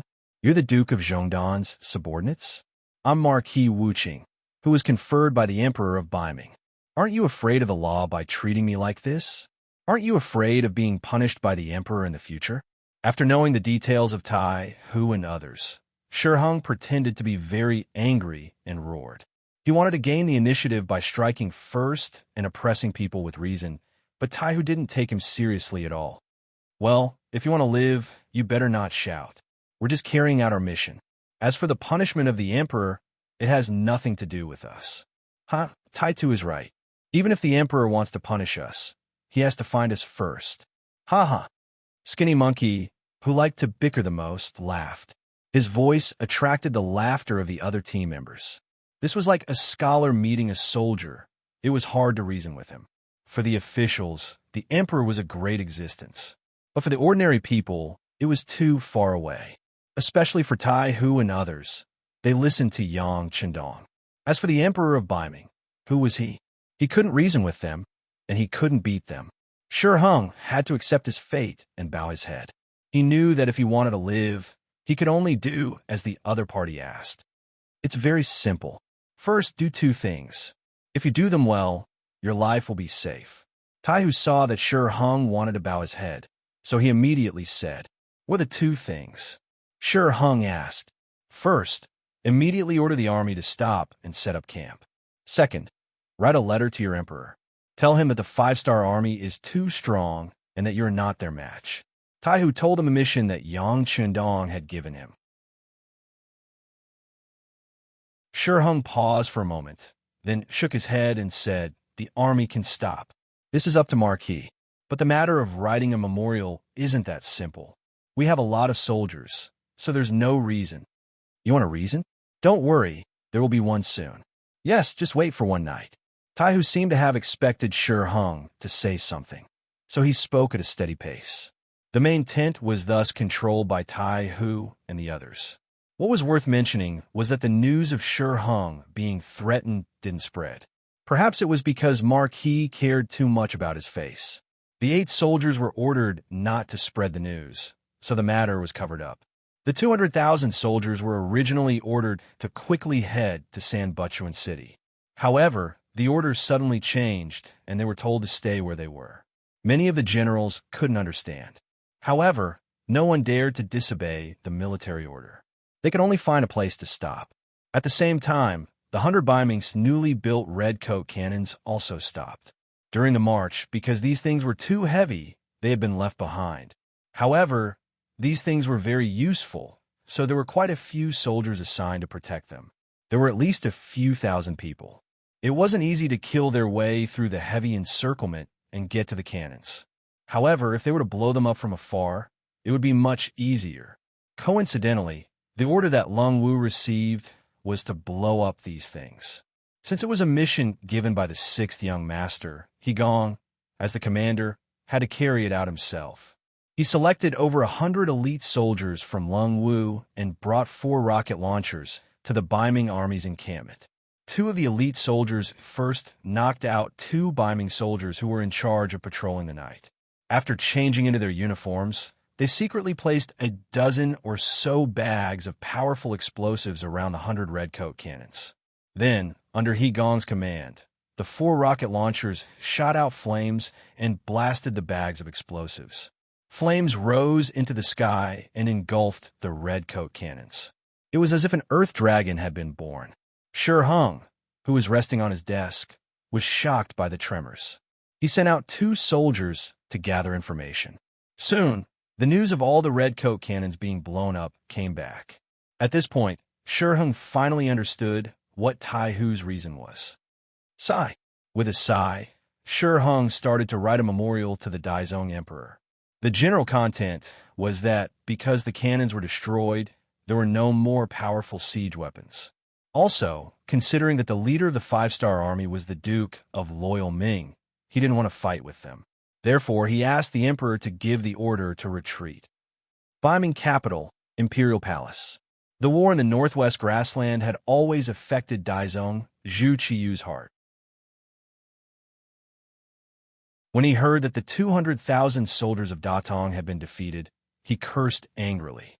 Then, when he heard that the Xuanfu army was also implicated and trapped in Sambuchuan City, he was so angry that he flipped over his desk.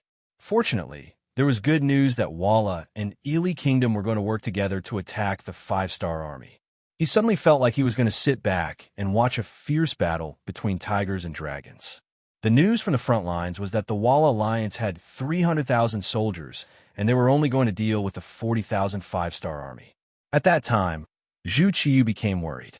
On the one hand, he hoped that the Walla Alliance would succeed and eliminate Yang Qindong, eliminating his greatest threat.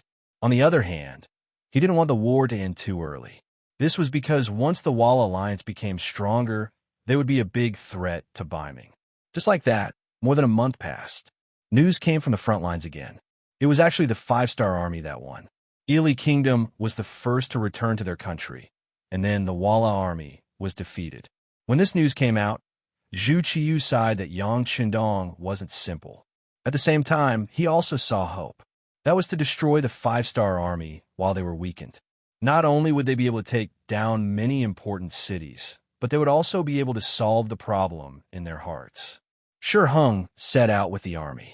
Zhu Qiyu was always waiting for good news. Finally, the governor and Marquis Wu Qingho's memorial came. He hurriedly opened it and saw that the contents were completely different from what he had imagined. After about half a cup of tea's time, Zhu Qiyu suddenly stood up and kicked the new desk to the ground. Then he angrily shouted, "Trash, trash, a bunch of trash." This scene frightened the head eunuch Jining, who was serving at the side, so much so that she trembled with fear. It wasn't until he picked up Shi Hang's memorial from the ground that he understood why the emperor was so angry.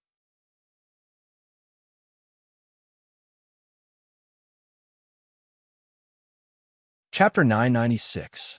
Shi Hung had blasted the troops before they had even set off.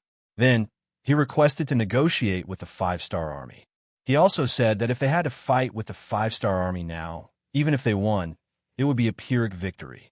If the Walla army took the opportunity to attack, they would not be able to fight back. At that time, Baiming would be in danger. Nearly 400,000 soldiers. They're only dealing with a few tens of thousands of exhausted five-star army. Yet they are still so timid. What do you think they are for? Zhu Qiyu condensed the anger in his heart into one sentence and asked Jining, who was standing beside him, "Your Majesty, should we send another general to replace Governor Shi?" Jining tried to suggest another method. It's too late, it's too late. As long as the five-star army is given enough time to rest and reorganize, they will be able to recover quickly. If that's the case, it will be like what Shi Hung said.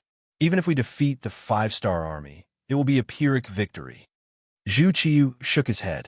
Opportunities were often fleeting. Any waiting could cause them to miss the best opportunity. Now, the opportunity was about to pass. He did not want to fight to the death with the five-star army, just to defeat the five-star army and not have complete confidence in killing Yang Qindong. "Your Majesty, what should we do next?" Jining saw that the battle could not start and asked for a solution. Zhu Qiyu did not answer immediately. Instead, he hesitated for a long time before he slowly said, "Summon Su Yozhen." Su Yozhen had reported to Zhu Qiyu what she had seen and heard after she returned from Shi City. She also said that Yang Qindong was very grateful and looked forward to being conferred the title of Bugnam of Gojoseon by the emperor. For this reason, not only was he willing to provide nearly 200,000 Ming soldiers with provisions for free in Sambuchuan, he was also willing to invest 5 million to help Baiming build a banking system. Zhu Qiyu, who wanted to be strong, could not refuse such a request. When it came to building a bank, he had already planned to do so. Back then, his predecessor, the current emperor of the Southern Ming dynasty, Zhu Qizhen, also had the same idea. It was just that when he saw how powerful the Yang family's bank had become, he gave up on the idea of building his own bank. He thought that rather than building his own bank, he might as well take it for himself. Wouldn't that be better? However, reality was ever-changing. Not long after, the Tumu rebellion occurred, and Zhu Qizhen was forced to go to the south to proclaim himself emperor. After Zhu Qiyu ascended to the throne, he thought more about gathering people's support and building a new army. As for the matter of establishing a bank, he pushed it back again and again because he was short on money. Now, Yang Qindong was willing to invest 5 million taels of silver to help him build a bank. How could he refuse such a good thing? At that time, Zhu Qiyu had wanted to agree, but she hesitated because of the changes in the war on the grassland. He still wanted to see what would happen. If Yang Qindong was eliminated, then this promise would naturally be useless. Now, when the overall situation was settled and the winner was the 5-star army, Zhu Qiyu had to reconsider the cooperation with Yang Qindong. It was still the same sentence. The highest level of politics was not fighting and killing, but how to achieve one's wish in mutual compromise. Although they had cooperated with the Walla coalition before, although they did not directly send troops, they had indirectly become the enemy of the 5-star army. But now, for the sake of common interests, everyone had to sit down and talk again. Su Yozhen was urgently summoned to the palace. The moment the eunuch went to deliver the decree, she knew what would happen next. Compared with the intelligence network of Baiming, the Yangxie Security Bureau was more efficient. Thanks to them, Su Yozhen even knew the truth better than Zhu Qiyu. For example, the news that Marquis Wukinghao Shiheng had been controlled. After a trip to the first city, Su Yozhen's originally wavering thoughts became very firm. That was, she completely stood on the side of Yang Qindong. The matter of turning the Duke of Zhongdong into the Bugnam of Gojoseon became her proof of allegiance and a big gift to her master. In the main hall of the palace, Zhu Qiyu asked about the 5 million taels of silver. The focus was on when the silver could be taken out.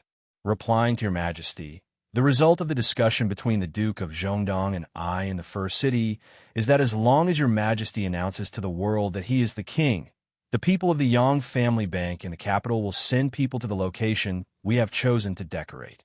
Once the decoration is successful, the 5 million taels of silver will be put into our own bank. Su Yozhen answered clearly again. In fact, she had reported this matter more than once. She believed that the emperor urgently summoned her not to hear this answer again. Zhu Qiyu nodded silently and did not speak immediately. After a while, he asked, "Can we carry out the decoration first? Minister Su, you also know that there are still a lot of preparations to be made for things like being crowned king. It is not something that can be done with an imperial decree." Yes, your majesty is right. I think the Duke of Zhongdong can also understand. Then everything will be done according to your majesty's wishes. Su Yozhen did not even hesitate to make a statement. Of course, others did not know that this was originally a problem that Yang Qindong had considered. In order to get the throne, he was willing to take the initiative to give in. Anyway, the silver had not entered the account, so he was not afraid of Dai Zong playing any tricks. Su Yozhen readily agreed, which made Zhu Qiyu's face reveal a very satisfied expression. He had already made the best decision for this matter. The so-called choosing a location and making preparations was just to get out of the situation. Only this could explain why Su Yozhen did not mention the imperial decree when she came back and only brought it up now. Minister Su, do you have any suggestions for the construction of the bank? Or what does Minister Su think about the management rights in this area? In a good mood, Zhu Qiyu asked another question, as if he wanted to discuss it with Su Yozhen. Su Yozhen, who was asked, showed a very surprised expression at this moment and said, "Your Majesty, you must not." Su Yozhen's big reaction was greatly out of Zhu Qiyu's expectations. "Minister Su, what do you mean? Your Majesty, the bank can only be managed by your Majesty. It is like the Yang family bank belongs to Yang Qindong alone. How can you allow others to interfere?" Su Yozhin said in a firm tone. When these words were said, Zhu Qiyu's expression changed. Minister Su means that the bank belongs to us? Of course it does. After all, this is a matter of wealth, and is something that everyone wants. Even if it is in the hands of others, they will not feel at ease. It is only proper for it to be managed by your majesty alone. Once again, she said in an incomparably firm tone. This also gave Zhu Qiyu incomparable confidence. Originally, he thought that it would be like the Ministry of Revenue managing the finances and should be handed over to someone else to manage it. Now that he heard Su Yozhin's words, it was as if he was enlightened and had a new idea in his mind. But then, another question came. If the bank did not belong to the court and belonged to him, would other people have an opinion? Would they not deposit money in the bank because of this? If that was the case, the bank would exist in name only. Wouldn't it be a big joke? Although he was tempted by Su Yozhin's words, after thinking about it, Zhu Qiyu could not help but say, Minister Su's words are reasonable, but if it is like this, I'm afraid it will be too difficult to operate. Su Yozhin pretended to be serious and obedient, but at the same time, she could see the desire in Zhu Qiyu's eyes. She sneered in her heart and pretended to be distressed as she said, Your Majesty, you are too considerate of your subject. Ha! No one disliked being flattered, and Zhu Qiyu was no exception. But your majesty, forgive this subject for speaking bluntly, but you actually... Su Yozhin did not have any intention of finishing her words. On the contrary, she revealed an expression of wanting to say something. Sensing that Su Yozhin had something to say, Zhu Qiyu said, Minister Su, if you have something to say, just say it. We will pardon you. Many thanks, Your Majesty. What this subject wants to say is that if you don't take the bank for yourself, it will be the same as harming Baiming. Su Yozhin acted as if she had no other choice. When he said this, Jining, who had been standing to the side without speaking, immediately rebuked angrily. Minister Su, how dare you? Wait, this is what we want Minister Su to say. Please continue. On the other hand, Zhu Qiyu gestured to Jining not to interrupt. Then, he looked at Su Yozhin seriously. He really wanted to hear what this person had to say next and how he was going to harm Baiming. Thank you, Your Majesty, for your forgiveness. Since it is like this subject will speak bluntly, Su Yozhin said gratefully. What we want to hear is Minister Su speak bluntly. Speak. Zhu Qiyu acted as if he knew how to accept people. Yes. With a forced expression, Su Yozhin opened her mouth and said, Your Majesty, you've always been very benevolent and considerate of your subjects. But do you know that if you give too much, not only will you not accept people's gratitude, it will instead be recognized as a habit? Over time, everyone will think that everything they are receiving now is deserved. Once the day comes when the court needs money and grain, how many people will take out their own money to support the court? When these words were spoken, Zhu Qiyu immediately thought of when he had first established the new army. When he needed money, almost everyone was trying to shirk it. In the end, he had no choice but to continuously borrow money from Yang Chendong. The feeling of a high and mighty emperor borrowing money from his subjects was naturally very unpleasant. When he faced Yang Chendong, he always felt that he lacked confidence. Was it all because he was too good to his subjects?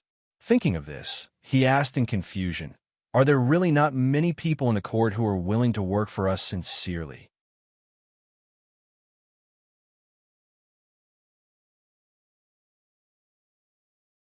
Chapter 997. Yes, of course. If there are evil people, there are good people as well. Su Yozhin continued. At the same time, there are those who take everything for granted and those who know how to be grateful. For example, those who believe that everything they have is given to them by your majesty, so they will be grateful. For example, the officials who have been promoted by your majesty, as well as Jin Gonggong and the others who have the fortune to serve by your majesty's side every day. We all know that everything we have was given to us by your majesty. To say something disrespectful, if there comes a day when your majesty is no longer here, everything we have will also be gone. For this reason, we are willing to give everything to you. No matter what decision you make, we will support you unconditionally and do as you say. Because in a sense, when we help the emperor, we are thinking about our own future."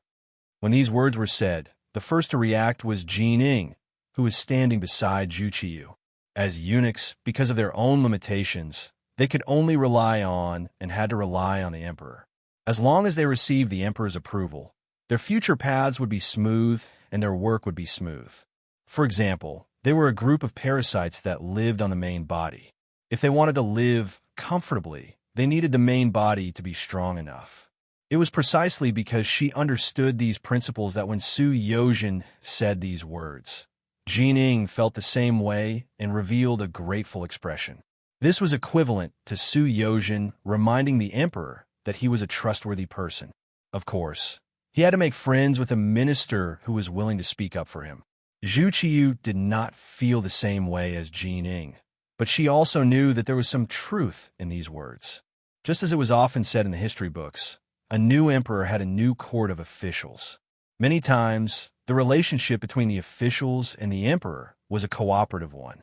Of course, there were those who cooperated and those who did not.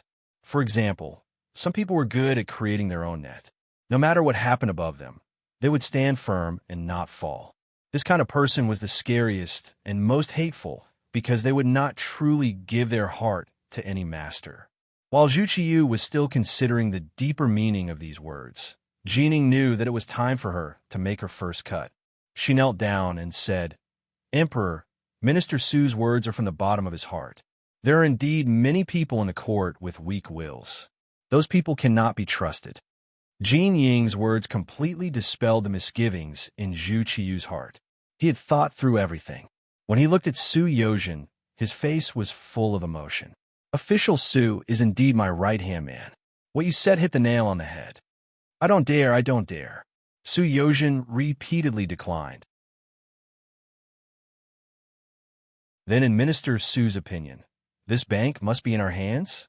If that's the case, is there anyone who has money in it?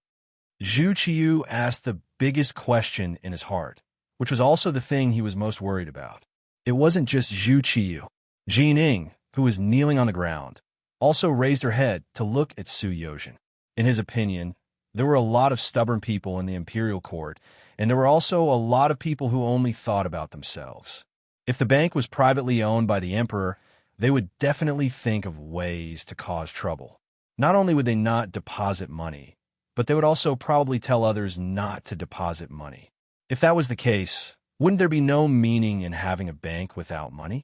Su Yozhen, who had long been prepared for this, did not change his expression. His voice was still sonorous and powerful. "Emperor, this is not difficult to solve. Just as I said earlier, Your Majesty is always thinking of your officials. But how many officials truly think of Your Majesty? I think that the establishment of this bank can be used as the best way to test the waters." "How do you plan to test it?" Zhu Qiyu asked urgently. "Your Majesty, in this official's humble opinion, in the future, the officials can go to the bank to claim their salaries. In order to support the bank, which is to support Baiming, all the officials must hand over 50% of their salaries to the bank each month as deposits. Once the Northern Ming dynasty unified the world, all of the silver that had been deposited could be withdrawn. This way, not only will there be more money in the bank, it will also affect their own interests. This way, they won't have to worry about not doing their best in the future. Not only the officials, but also the merchants in Baiming. The bigger the business, the more money they save. It can also be called a deposit. This is to prevent them from doing anything that would harm Baiming's interests. Once discovered, the deposits will be confiscated. This way, in order to get back their own money, they must fully cooperate with the emperor. When that time comes, the hearts of the world will be united. What can't they do?" With these generous words, Su Yozhen finally touched on Zhu Qiyu's sore spot. He said, "In this official's opinion, the bank can be named the Zhu Family Bank. In the future, it will be passed down from generation to generation. At that time, Your Majesty's wise actions will be passed down for generations to come. The Zhu Family Bank will be passed down for generations to come, and its glory will be passed down for generations to come. Zhu Qiyu silently recited in his heart. Then he raised his right fist high and slammed it down. He shouted, "Good. Beloved official Su's words are to my liking. It is a good plan for stabilizing the country. Great talent, great talent.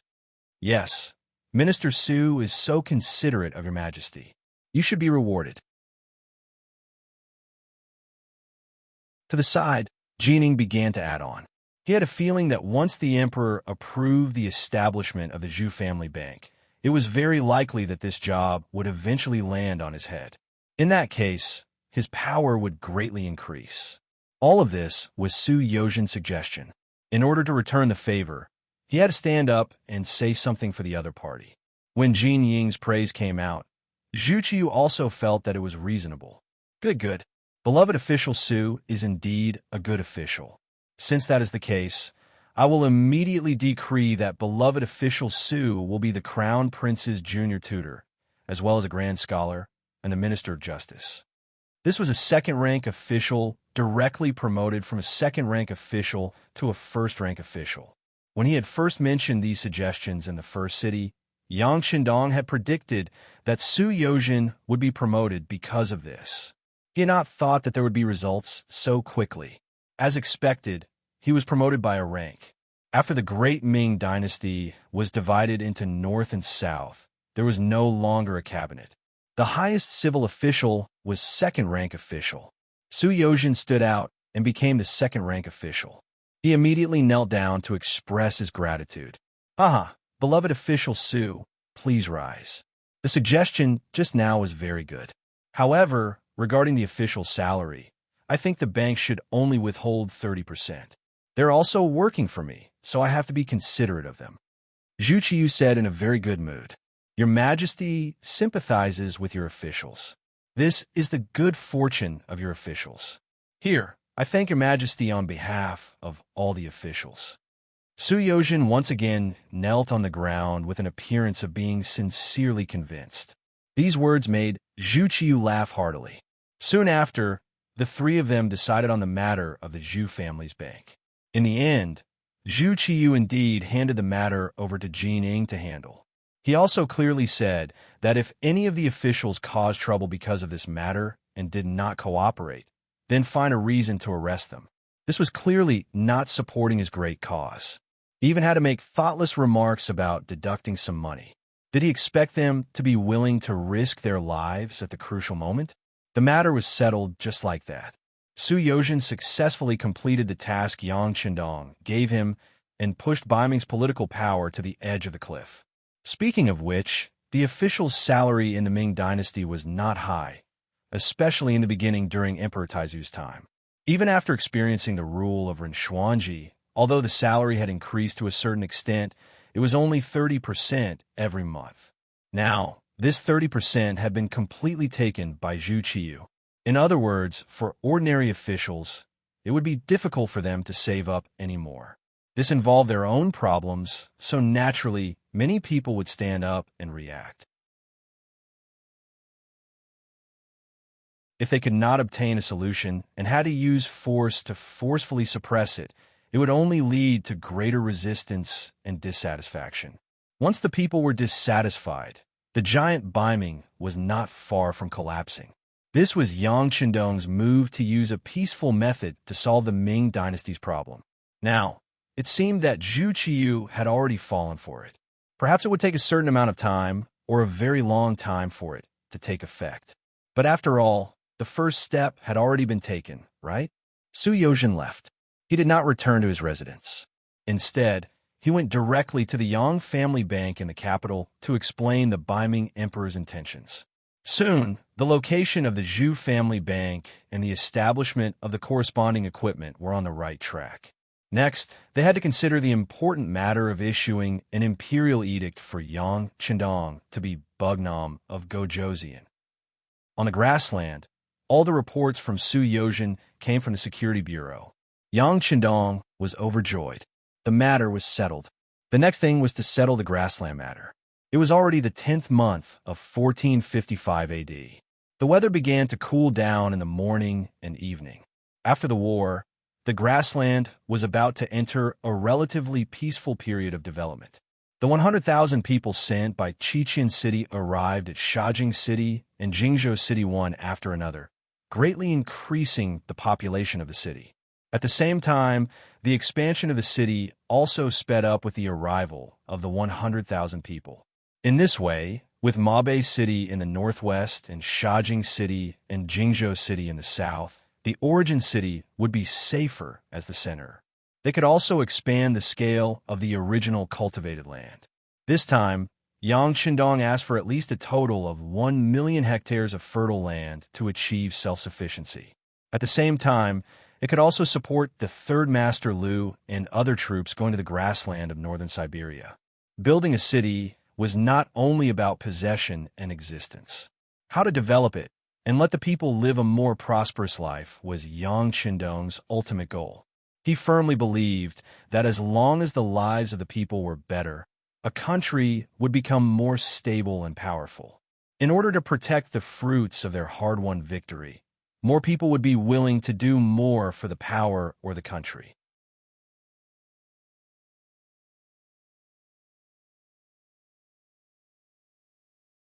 Chapter 998. Solving the problem of food, clothing, and housing was something that needed to be solved urgently and had to be solved. For these, Yang Qindong personally put forward various proposals and experiences. With the full support of the first city, the two cities of Shajing and Jingzhou were constantly changing. It was far from enough for a city to merely have high walls.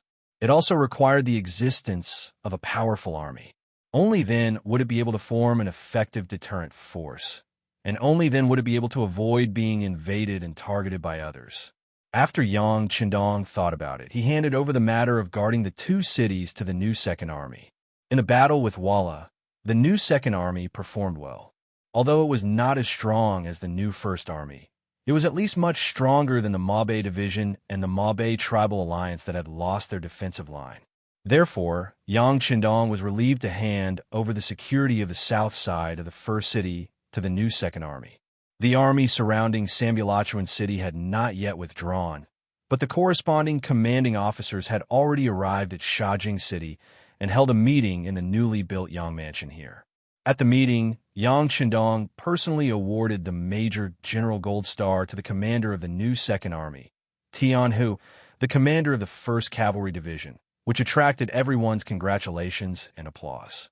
Listening to the congratulatory applause and looking at the field officers who attended the meeting, Yang Qindong reached out his hand to signal everyone to be quiet.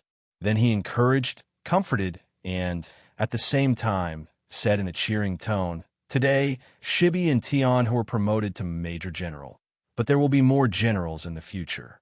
In the future, we will form a new army, the new 4th Army, or even more. As long as you have the strength and ability, then don't be afraid of not having a chance to show off." In the first city defense battle, Yang Qindong saw his own shortcomings.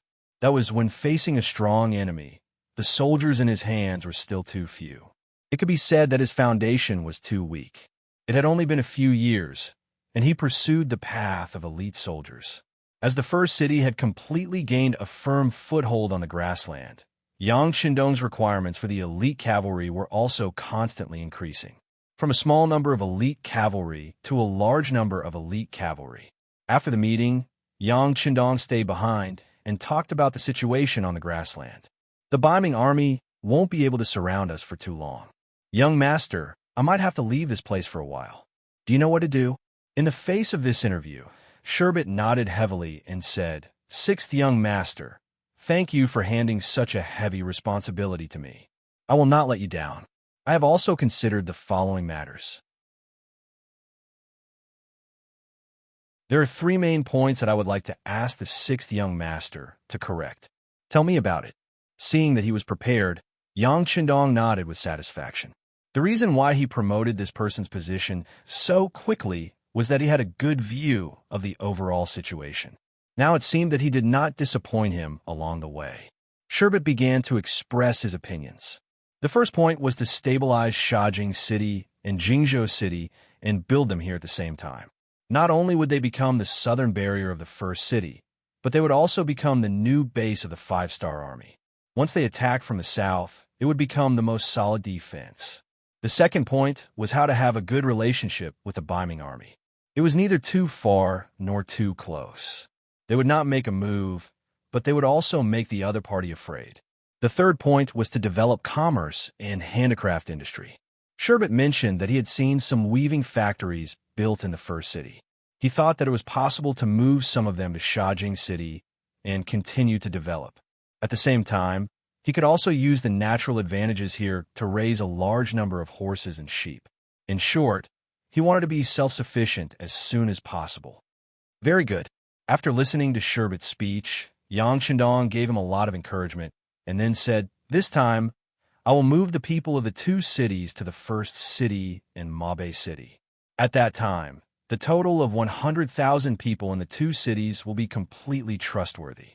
They will be very obedient. This will be more conducive for you to carry out your plan. I hope that the next time I come, I can see a different appearance of the two cities. Is there any problem?" I promise to complete the task. Sherbet took the initiative to stand up and answer. Very good. Then you can do things according to the plan in your heart. If you need anything, your old superior, the new army commander Tiger's Mane, the logistics division commander Yang Si, and the lord of the first city, Yu Mian, will do their best to support you. Yang Chendong patted Sherbet's shoulder and gave him high hopes. After Sherbet left, Tiger's Mane walked into the main tent and sat opposite Yang Chendong. In the face of this page boy who had followed him for many years, Yang Chendong had always given him a lot of trust. Many important things would be handed over to this person to do. This time was no exception. He handed over the preparation of the new army to him. Tiger's Mane, when choosing an army, you have to choose a general first. It is very important to choose the commander of the new army. Without any pleasantries, Yang Chendong went straight to the point. "Young master, what do you think of Suhi?" Tiger's Mane also came prepared. He knew that the reason why the first city defense battle was fought this time, including the young master sending the Wolf Fong special forces to hold Shiheng, was all because of the lack of military strength. He was also prepared to support the expansion of the army. Now that he was asked, he named the Tatar division commander Su He. Tiger's Mane's answer made Yang Chendong very happy. In terms of the combat power of the new army, the Tatar division played a very important role. As the commander, Tiger's Mane could not be unaware of this. However, he still resolutely pushed the main general out. From this point alone, he already had a view of the overall situation and was mature. Good, Tiger's Mane, you have finally grown up. Young master can also rest assured. That's it. So he will be the temporary commander of a new army. You can tell him that when the new army is completed and has enough combat power, I will personally confer the rank of Major General to him. Well, after this battle, the new Second Army and the new First Army also suffered a lot of losses. We can consider replenishing them. As for the new army, after the Tatar division is gone, they can join other divisions. In short, their combat power cannot be weakened. Young master, I will see all of this when I come to the grassland next time. Young master, please rest assured. Tiger's Mane's gaze was firm, and his voice was strong as he replied. In the battle with the Walla, the five-star army suffered a lot of losses, especially the cavalry charge under the heavy rain, which increased the difficulty of the charge. When the whole body was wet, every swing of the sword had to use more strength than usual, which increased the difficulty of the battle. Naturally, the losses in this battle were greater than usual. Fortunately, there were many captives. In the future, after these people were reformed and joined the five-star army, they would be a strong force. During this period of time, Yang Chendong continuously met with his officers to encourage them. He gave them high positions, but at the same time, he also gave them a lot of pressure. In short, the cavalry had to continue to develop, and he wanted to see these officers perform well. He hoped that in the future, they could become real generals like Shi Bei and Tian Hu. Time passed day by day. The side besieging the city did not move, and the side being besieged also did not move. Everyone seemed to be waiting for something. Half a month later, there was finally news. The acting emperor of Baiming, Zhu Qiyu, announced to the world that in view of Yang Qindong's loyalty and bravery, and this time, together with the Beiming army, he had chased away the allied cavalry of the Walla and Ili. His contributions were great, and he was bestowed with the title of Bugnam of Gojoseon, and his name was announced to the world. When the imperial edict came out, the entire imperial court of Beiming had all kinds of opinions. Some old officials who had retired for many years came out like bamboo shoots after the rain. Some directly wrote a letter, and some joined together to request to see the emperor. In short, there was only one sentence. The Duke of Loyal and Courageous had a heretical heart, and he could not be bestowed with the title of king at will. Not only that, some of the princes of the various regions of the Zhou clan also wrote memorials. The general idea was that the emperor had to be careful when bestowing the title of king with a different surname.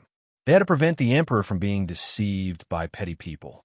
The Duke of Loyal and Courageous territory was already very large. If he was given a proper title, how would he be restrained in the future?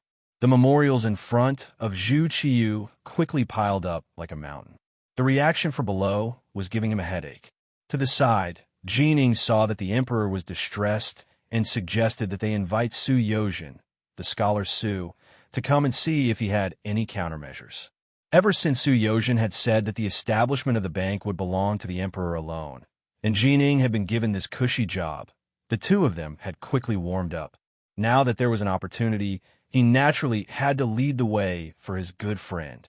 Su Yozhen, who was now the crown prince's junior tutor and scholar, and a first-rank official of the court, quickly arrived at the imperial palace. After saluting, Su Yozhen was asked how to deal with the current situation. Su Yozhen asked with a confident look, "Your Majesty, this subject dares to ask, in these memorials, in addition to objecting to Duke Zhongdan's coronation, are there also memorials to impeach this subject? Beloved official, there is no need to pay attention to this. Jin knows what to do." In order to comfort Su Yozhen, Zhu Qiyu purposely put on an expression of complete trust in him and that there was no need for him to worry. This proved that there was. Su Yozhen understood and immediately said, "Your Majesty, this subject believes that this is a very normal matter. At the end of the day, the root cause of these actions is only one word: jealousy." Jealousy? Zhu Qiyu didn't quite understand. Yes, jealousy. They are jealous that this subject has become the crown prince's junior tutor and scholar, so they are impeaching this subject. At the same time, they are jealous that the Duke of Loyal and Courageous being bestowed the title of king, so they are also impeaching him. Speaking of which, it is just the thoughts of petty people. It is not worth paying attention to. You are the emperor. You are the favored son of the heavens. When something happens, your words carry enormous weight. Why do you need to act according to other people's wishes? In the end, this country is still yours. It is up to the emperor to decide who to promote and who to use. Speaking of which, the country needs money. Why don't we see them jumping out to give their opinions? This kind of person who only knows how to be jealous of others is useless at crucial times. They only know how to argue and use their pen. It is not worth your Majesty paying attention to their opinions.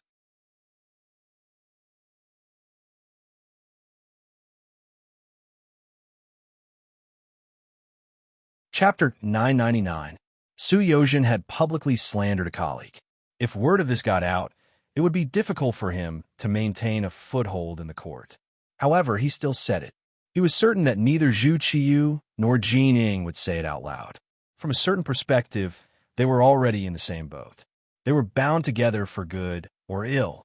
These words caused Zhu Qiyu to fall silent. Of course, he knew that some of the court officials were full of self-awareness. If it were a prosperous time, they might have some knowledge of how to govern the country. However, when the country was in danger, it was already good enough that these people didn't cause trouble. These people didn't deserve his attention. However, there were so many memorials here. He couldn't just ignore them. Now, he didn't even dare to go to court. As soon as he went to court, he would be met with the objections of his subordinates. It was a headache. Zhu Qiyu didn't say anything. Su Yozhen's eyes turned, and he said again, "Your Majesty, There's a better way to divert everyone's attention. I guarantee that no one will mention this matter in the future. Oh, I knew that Minister Su would have a way. Quickly say it. Zhu Qiyu had been waiting for this result. He immediately asked with a face full of joy. Yes, I believe that it is time to announce the establishment of the Zhu family bank and the matter of the salary being deducted to the world. What? Zhu Qiyu's face was filled with shock when he heard this. Then, he shook his head violently and said, "The coronation has already caused so much chaos. If the matter of the bank is also revealed, won't it be even more chaotic?" It won't. In order to strengthen Zhu Qiyu's heart, Su Yozhen took the initiative to say, "Your Majesty, instead of doing all that you can to suppress the side effects of the coronation, you shouldn't reveal the matter of the bank. Let's see how they deal with it. When the time comes, Your Majesty will use all your power as the Son of Heaven to suppress it. Everything will be fine." Su Yozhen's intention was quite obvious. Since there was going to be chaos, it was better to release all the things that were going to be chaotic. In this way, the first chaos would still be chaos, and the second chaos would still be chaos. It was better than solving things one by one. "Your Majesty, Lord Su's words are reasonable." Jining saw an opportunity and spoke up to encourage him. This was actually what he wanted to say. Jining naturally did not care about the chaos caused by Yang Chendong's coronation. If it was possible, he would have opposed being crowned king. However, if he did not give the throne, the 5 million taels of silver would be in his hands. Helpless, he could only take a step back. Now that the matter was in chaos, it was unknown how long it would take for the bank to be built. How could he reap any benefits from it? In short, Jin Ying's idea was that the earlier the bank was established, the earlier he could make money. As for whether it was chaotic or not, what did that have to do with him? After Jin Ying added, Su Yozhen spoke for the third time, "Your Majesty, the matter of the bank is related to the foundation of the country. The earlier it is established, the earlier we can make money. We can also solve my biming problem earlier. Your Majesty, this subject wants to see the day when the Northern, Southern, and Great Ming are united. This subject sincerely hopes that this day will come soon." As he spoke, Su Yozhen knelt on the ground with a thump. His eyes seemed to be filled with tears. At this moment, he perfectly portrayed the side of a loyal subject. Just now, Zhu Qiyu was already somewhat moved. Now that he heard about unifying the Great Ming as soon as possible, the blood in his heart was instantly stirred. How could he care so much? He immediately said, "Beloved official Su's heart is comforted. Since this is the case, Jining, has the matter of the bank been prepared?"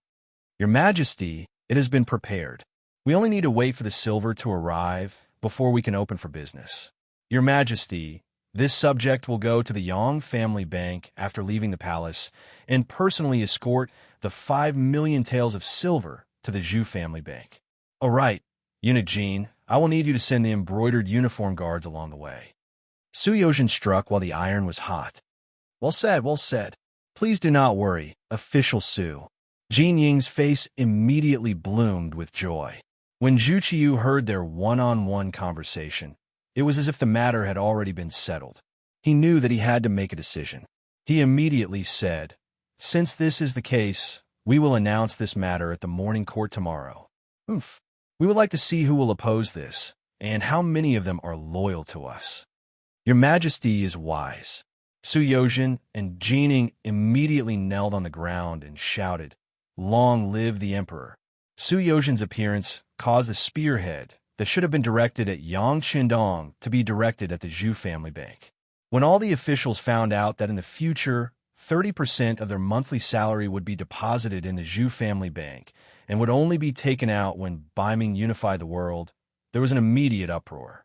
Yang Chendong was conferred the title of Wunan Wang, and most of them were jealous of him. But they couldn't rule out the possibility that some of the officials were worried that Yang Chendong's influence would grow too big and would eventually destroy the Great Ming's rivers and mountains. Then where would they go? Only then did they submit memorials to the emperor one by one. It was as if they didn't do this, they wouldn't be able to show that they were loyal officials. However, the Zhu family bank was directly related to their interests, This time, there was no need for others to remind them. Who knew how many people took the initiative to submit memorials to the emperor, directly pointing out the various undesirable aspects of the Zhou family bank. Moreover, the establishment of the Zhou family bank also involved merchant groups. In the future, when doing business, they would need to place a deposit. Moreover, the larger the business, the higher the deposit would be. This poked at these people's sore spot. They quickly took action. It was said that officials and merchants were inseparable. It was the same regardless of era. Under the instigation of these merchants, even more officials stood up and bitterly pointed out the various faults of the Zhou family bank. Biming's court thus became a pot of porridge. It was likely that it would take several months for the situation to settle down. In contrast, the situation in the grassland became much more harmonious. When the imperial edict of the Duke of Loyalty being promoted to Bugnam of Gojoseon arrived, Taihu and the others left Shiheng's main tent with smiles on their faces. "Marquis, do you want us to chase after them and take them down?" Shiheng was finally safe. The personal guards beside him also jumped out to show their loyalty. Take what? They've already left. Besides, their master is now Bugnam of Gojoseon. How could it be so easy to provoke him? Shiheng shook his head. Then he thought of something important and said, "Quick, send someone to Sambuchuan to take a look. See if the 5-star army has already retreated." The scouts were sent out, and the news quickly came back. As expected, the 5-star army had already retreated. The Xuanfu soldiers were no longer trapped and were already safe. Upon hearing this news, Shiheng immediately wrote a memorial. The general idea was that through his unremitting efforts, the danger of Sambuchuan had been resolved. He was already prepared to bring the army back to the capital. This trip to Shiheng could be said to be full of twists and turns. First, he waited for news near Jiong Pass. Then, he was threatened the moment he left Tulu. From start to finish, he didn't even see the shadow of a single friendly army, but the mission could be considered completed. Of the 200,000 soldiers, only 100 redcoat cannons had been damaged and blown up. There were almost no casualties. They could be considered to have returned without a hitch. In Shajing City, the news that Yang Chendong had been conferred the title of Bugnam of Gojoseon had spread, eliciting a burst of cheers from the soldiers and common people. Other than a few people in the know, the majority of the people didn't know how this trick had happened. How had their 6th young master become a prince of a different surname, personally conferred by the emperor of the Great Ming Dynasty? Although they couldn't figure it out, this was still a good thing, worthy of everyone's celebration. In Shajing City, after sending away group after group of subordinates who had come to congratulate him, Yang Chendong knew that it was time to leave the grassland. This trip had been more than a year, and his daughter Lele probably didn't remember him. In addition, the winter in the grassland was very cold. In contrast, the weather in Qiqian City was warm and pleasant. After leaving Shajing City and leaving everything here to the commander of the new 2nd Army, Yang Chendong brought Tiger's Mane and the others back to the 1st city, where he picked up the 6th Madam Wan Xiaoyu. Then, he left the 1st city with Beta Persei and 1,000 Long Wei and the main force of the 5th Sea Division, and went straight to the Korean province from the Liaodu area. In December 1455, Yang Chendong and his party returned to Qiqian City by ship. Qiqian City Palace. Yang Chendong, who had returned, was covered in dust. He rode the white dragon and went straight to the inner palace. Along the way, everyone he saw knelt on the ground and said, "Long live the king." He acted as if he didn't see all this. His heart was only thinking about his daughter Lele. He hadn't seen her for more than a year, and he missed her very much. In a courtyard in the depths of the palace, Lele, who was already 1 year and 5 months old, could already walk. He hobbled around with his chubby little face and his big eyes blinking, as if everything he saw was new to him. Her mother, Xiao Yin, surrounded Lele with a group of maids, watching her every move. From time to time, they would laugh at her somewhat childish actions. But at some point, the small courtyard suddenly quieted down. The sudden appearance of a man attracted everyone's attention. As if feeling that the atmosphere was not right, little Lele, who was walking happily, also looked back and saw an unfamiliar man wearing a golden battle armor. Seeing such a tall stranger suddenly appear, Lele instinctively cried. She seemed to be frightened, and also seemed to be affected by Yang Qindong's murderous aura. Wah! In the quiet atmosphere, this cry immediately tugged at everyone's heartstrings. Immediately, a few maids ran to Lele's side. However, no matter how fast they couldn't be faster than Yang Qindong, who was running with big strides. He hugged Lele the moment he reached out, and then the inner chi in his dantian kept surging. Yang Qindong jumped 4 feet high continuously. This height made Lele feel like she was riding on clouds. Her eyes that were originally filled with tears suddenly stopped moving. She first held her breath and concentrated, as if she was very afraid. But soon, she got used to the rhythm. She actually followed the baring her fangs and brandishing her claws, shouting, "Hi! Hi! Hi!" After jumping continuously for a while, Yang Qindong felt a little tired, so he stopped. Then, he hugged Lele and said, "Come, Lele, call me father." After suddenly stopping and being stared at by Yang Qindong, Lele, who couldn't get used to it, started crying again. Her voice was strong and didn't sound like a girl at all.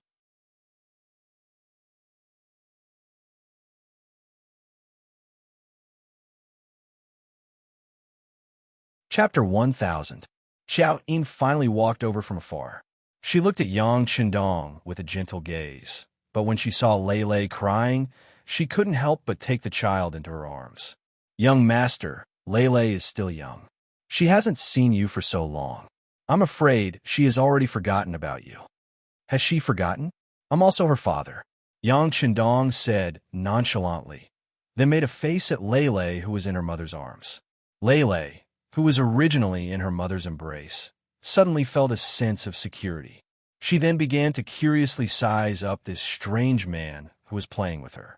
When she saw him make a funny face at her, she immediately forgot about what had just happened and laughed out loud. This was probably a blood relationship. After all, they were father and daughter. Even if they were unfamiliar for a moment, they would quickly become familiar with each other again. Yang Qindong returned, and he returned to Crimson City as Bugnam of Gojoseon. Immediately, a few high-ranking officials came to greet Yang Qindong and reported on their work in the past year. In the past year, Crimson City's development was delightful. In particular, the first batch of Crimson City Academy students had graduated from the 6-year program. Most of them were talented and intelligent adults. They also had a certain degree of cultural background, so they learned things relatively quickly. Some of them had also achieved a certain degree of success in the fields of mathematics, physics, chemistry, and other fields. For example, the success of a 95 style was closely related to the participation of some students. Following the graduation of the first batch of 100 students, various units and departments were scrambling to recruit them as if they were looking forward to the stars and the moon. These were all Yang Xie's new students. They could be considered as one of Yang Qindong's disciples. They had a lot of knowledge that was different from this era. Once they were recruited into their departments, the benefits were far beyond imagination. Not only did the first batch of students graduate from the 6-year program, but there were also 600,000 ordinary people who learned some Chinese characters. Most of them had more or less learned some skills, so there was no problem for them to be self-reliant. Most importantly, they were grateful to Yang Qindong because they were the people who were sold to Yang Xie by the Southern Ming Empire. Back then, they were all skinny, not much different from people who were about to die. But now, their faces were rosy and they had skills. They were existences that could be moved to different places at any time and be used as a main force. In the eyes of many people, the expansion of Yang faction's forces was already very fast. But in fact, it could be even faster. The main reason was that Yang Qindong's forces were occupying land and cities, but they couldn't win the hearts of the people. This kind of occupation was meaningless, so Yang Qindong slowed down. Now that he had 600,000 loyal Han citizens, it was enough for him to conquer a large area. Good news came one after another. The many years of hard work in Crimson City were finally paying off. It also meant that Yang Xie's forces could reach a new level in the future. After returning to Crimson City, other than meeting all kinds of people and going to the various factories and units to give his opinions, Yang Chendong spent most of his time in the palace playing with his daughter Lei and working hard at night. There was no other way. Yang Chendong's love for Lei exceeded everyone else's love. Every night, as long as he had time, he would personally coax his daughter to sleep and patiently tell her stories before going to accompany the other madams. This made the madams who originally thought that he did not like children understand that it was not that their husband did not like children, but that he did not have any of his own. Since their husband liked children so much, what were they waiting for? Making use of the time that Yang Chendong spent in Crimson City to celebrate the new year, he was exhausted every night. Fortunately, he never stopped exercising, so his body could still take it. In the blink of an eye, year 1456 arrived. The new year was naturally celebrated in Crimson City's palace. This was also his first new year after becoming the Southern Martial King, so it was naturally very lively. Compared to the liveliness in Crimson City, Southern Ming King Zhu Huidong's days were getting harder and harder. After a year of bitter fighting, he, who did not have any foundation, was gradually losing. Under the pincer attack of Southern Ming King Zhu Qizhen and Shiping King Mu Bin, he had already lost a quarter of his territory. Even so, his forces were still shrinking. If not for the support of the Miao people, he would not have been able to hold on. But even so, with his defeat, without external help, it was only a matter of time before he lost this war. Southern Ming Insects Zhu Qizhen had a good new year. When all the food was bought by the five-star army at a fair price, the pressure on him decreased a lot. The soldiers did not need to continue farming and only needed to train and wait for the battlefield. This indirectly increased the strength of the army, allowing them to win against Southern Ming King's army. However, Zhu Qizhen neglected one thing. Although the army did not have to worry about food, what about the commoners? For many commoners, farming was the only thing they could do and knew how to do. But now, the country did not care about farming at all. They did not give any help, but the taxes they collected were not low at all. Other than a few landlords who still had a lot of land, the commoners who only had a few plots of land could not survive. In order to survive, they had no choice but to look for other ways to survive. The five-star army shelter near Langshan became a place where many people went to. The Langshan shelter was specially built by Yang Chendong to take in the Han people who had no home to return to and had nowhere to live. There was enough food and carriages there. As long as the Han people escaped there, they would be able to eat their fill and wear warm clothes. At the same time, the five-star army soldiers stationed there would ensure their safety.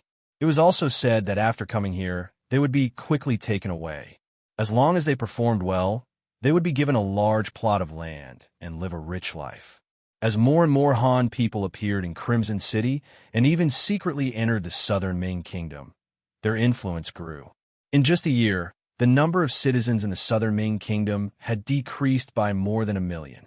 However, because the Southern Ming Kingdom had tens of millions of people and most of the people who escaped were the lowest class people who had nowhere to go, it did not attract much attention. Increase our efforts and send people to send large amounts of food to the shelter. In short, as long as there is still a breath left, we must save all the Han people and give them a new life. In the Crimson City Lord's mansion, Yang Chendong and Yu Qian sat opposite each other. When they talked about the Southern Ming Kingdom, King Nan Wu spoke with an unquestionable tone. Regarding Yang Chendong's compassion and love for the people, Yu Qian naturally agreed. However, when he thought about the voices of opposition, he could not help but say, King Nan Wu, if we do this, we will have to pay a lot more money and food. Some people say that it is not worth it to exchange for some illiterate people. T. Yang Chendong directly refuted this statement. The people being illiterate is not their choice. It is the system and environment. How many of the Crimson City people were literate in the past? Since they can learn, why can't others learn? City Lord Yu, If anyone says such words in the future, tell them to talk to me directly. I want to see how many heads they have. Yang Chendong rarely spoke in a reprimanding tone. It could be seen that the position of the Han people in his heart was very high. Such a decision made Yu Qian very happy. He was originally an exception in the great Ming dynasty's officialdom. He was also a person who spoke for the people. Now, there was someone who not only had the same thoughts as him, but also had the qualifications to keep his word. How could he not be happy? However, at the same time, he had a kind of concern. What was the point of having so many Han people? The entire Crimson City and even the entire Ryukyu Island had been developed in the past few years. If there were more people, there would really be no land to plant. Bugnam of Gojoseon, based on the current situation of Ryukyu Island, there is no need for too many people. Even if some factories still need people, the number needed is limited. The arrival of these people will only increase our burden.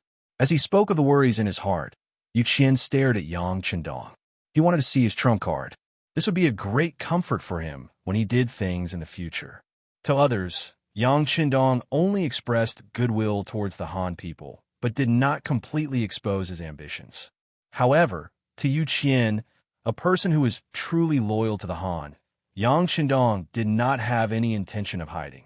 Firstly, he knew that Yu Qian was tight-lipped.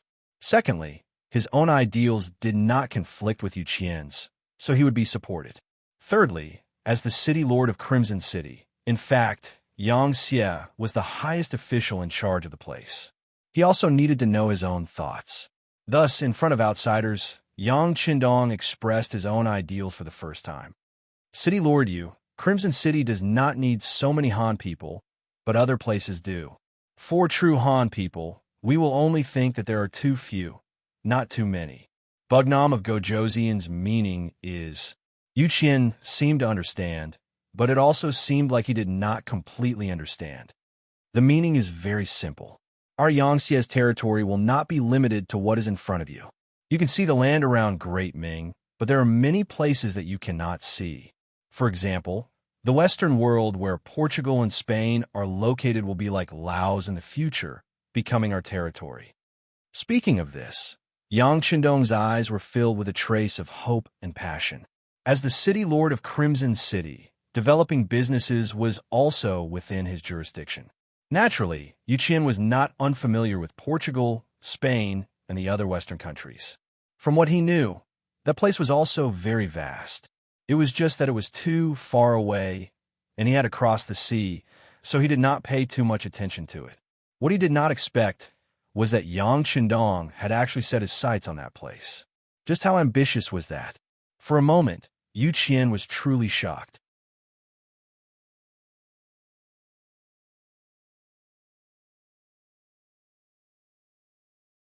Chapter 1001. As far as he knew, the strongest force in history was the Mongol cavalry led by Genghis Khan. Not only did they occupy most of the areas around the Central Plains, they even went as far as Eastern Europe, which was the present-day Austria, Hungary, Vienna, and the vicinity of the Danube. That was already so shocking that even now, many places were still ruled by their descendants and remnant forces. But now, Yang Chendong's reason seemed to be even more far-sighted. He actually wanted to attack across the sea. Wasn't this the rhythm of conquering the entire world? Yu Qian did not know that the Bugnam of Gojoseon in his eyes was from the future. He had seen too many scenes of Han people being discriminated against and seen too much injustice. He had even seen countless provocations and provocations, but what he could do back then was limited. Now that he finally had the chance to change everything, no matter how hard he worked, it was all worth it. He wanted to see the moment when the Han people stood at the peak of the world. He wanted the blood of the Han people to always be the noblest and purest. He wanted to see that no matter where, the Han people represented the most powerful and inviolable. There was no blasphemy. For this dream, he was willing to give up everything, including his life. Yang Chendong's showdown made Yu Qian admire him, and at the same time, he also gained more confidence. Bugnam of Gojoseon, don't worry. This old subject knows what to do. In the future, I will accept as many Han people as there are. If there is any pressure, this old subject will bear it. If I can't bear it, I will ask for help from Bugnam of Gojosian. Good. If there is someone who goes overboard, City Lord, you can do whatever you want. Even if the sky falls, this prince will hold it up for you. Yang Shandong smiled. With Yu Qian's support, the number of Han people in his hands would definitely increase. This would play a very positive role in his future plans. After leaving the City Lord's manor, Yang Shandong set up a few important factories under the protection of Longwei. The reason why Yang Xie could develop so smoothly was because of these factories. Furthermore, because they produced countless products that surpassed this era, it allowed the five-star army to have more money. With a sufficient financial foundation, they could do more things that they wanted to do. Every time he returned to Crimson City, as long as he had time, Yang Shandong would visit these factories to encourage everyone and also to help them solve some problems. He might not understand all the professional things, but after all, he had the experience of the later generations. He was the clearest about which path he should take and which direction he should choose. After Yu Qian and Yang Shandong finished their discussion, he waved his brush and took out 1,000,000 taels of silver from the treasury to invest in the Langshan shelter at the border of Southern Ming and Southern Ming. It must be said that in these past few years, there were many different types of products in Crimson City, and they were all extremely novel.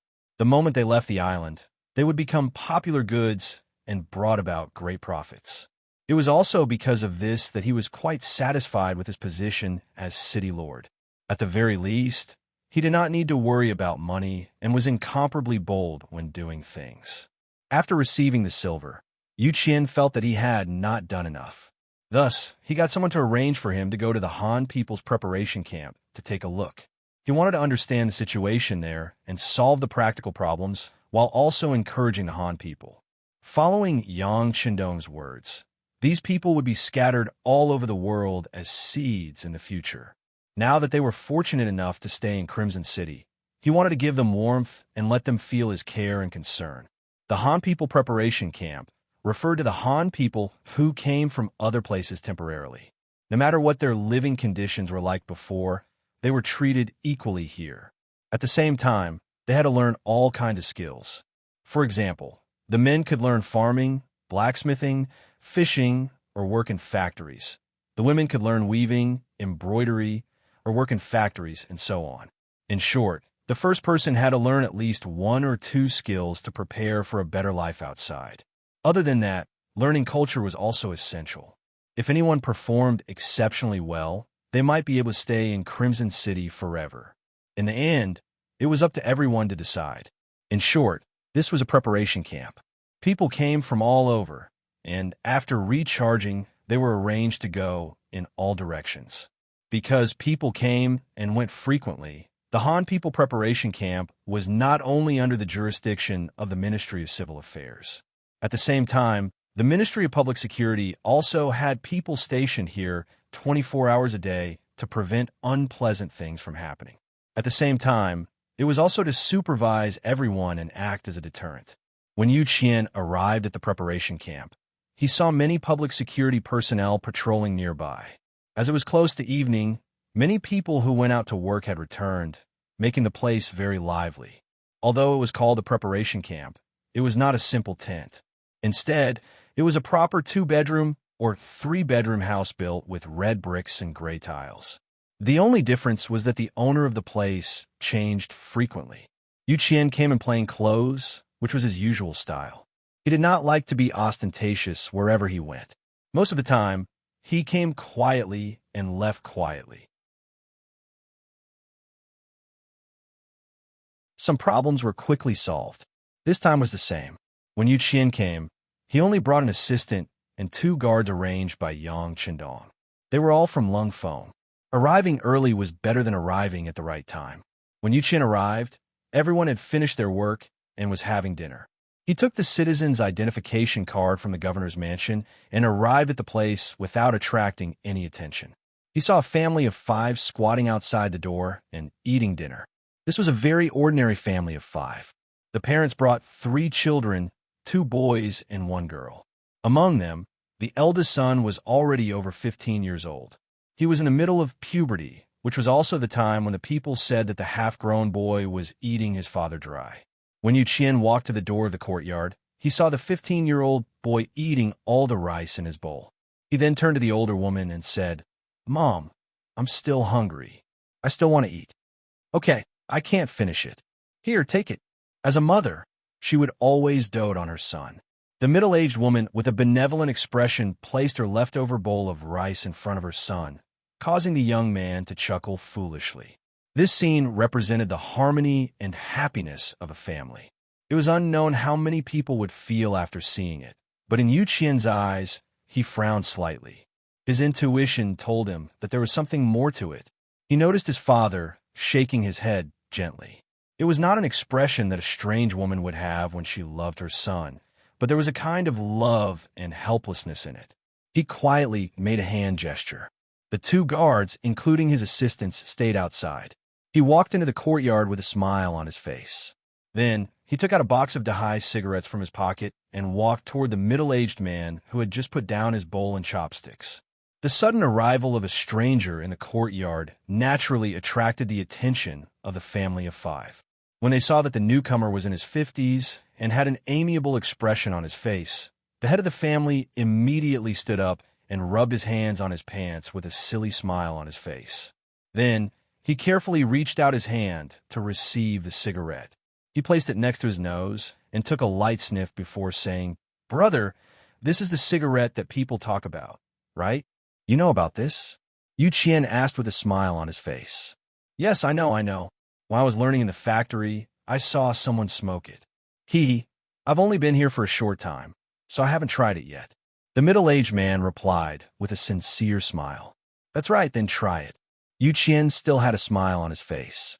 He took out a box of Yang family's matches from Crimson City and lit the cigarette for the middle-aged man. Perhaps because it was his first time smoking, the middle-aged man inhaled a little too quickly and choked. Then, he revealed an embarrassed smile. With the cigarette as a bridge of communication, the middle-aged man, who was not good with words, told Yu Qian what he wanted to know. The middle-aged man was called Chengzhu. He was from Guangdong. When the war between the southern Ming and King Nanming broke out, due to the increase in land rent, he, who was already living a hard life, heard about the Liangshan shelter from his neighbors. Thinking of the old saying, "If you move, you live. If you move, you die." Thus, he and his family fled thousands of li from Guangdong to Liangshan. Then, they either hurried on foot, sat in a carriage, or took a boat to the Han People Preparation Camp in Crimson City. After talking about the Liangshan shelter, Chengzhu was filled with emotions. In his words, he had eaten all the food that he had not eaten his entire life. He, who had not been respected his entire life, finally understood the word dignity.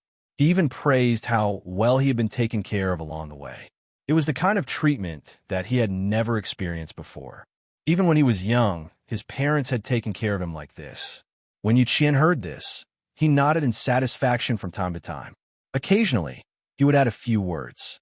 When he saw that the other party seemed to have finished speaking, he chuckled and said, "Brother Cheng, it seems like you're very satisfied with your current life." "Satisfied, very satisfied." Chengzhu chuckled and nodded, but his wife suddenly nudged him with her elbow. He immediately rolled his eyes, as if warning her about something. This little trick naturally did not escape Yu Qian's eyes. He immediately smiled. "What's wrong? Could it be that Brother Cheng is still hiding something from me?" After he finished speaking, he handed over the pack of Dahai cigarettes in his hand. Chengzhu's eyes narrowed into slits as he took the pack of cigarettes from Yu Qian. He felt that Yu Qian seemed to respect him a lot. After thinking about it, he also felt that it would be wrong of him to hide something from Yu Qian. He immediately said, "Actually, everything is fine. The only problem is that the food given is not enough. I'm afraid that old brother saw it just now. My eldest son is a little hungry, he."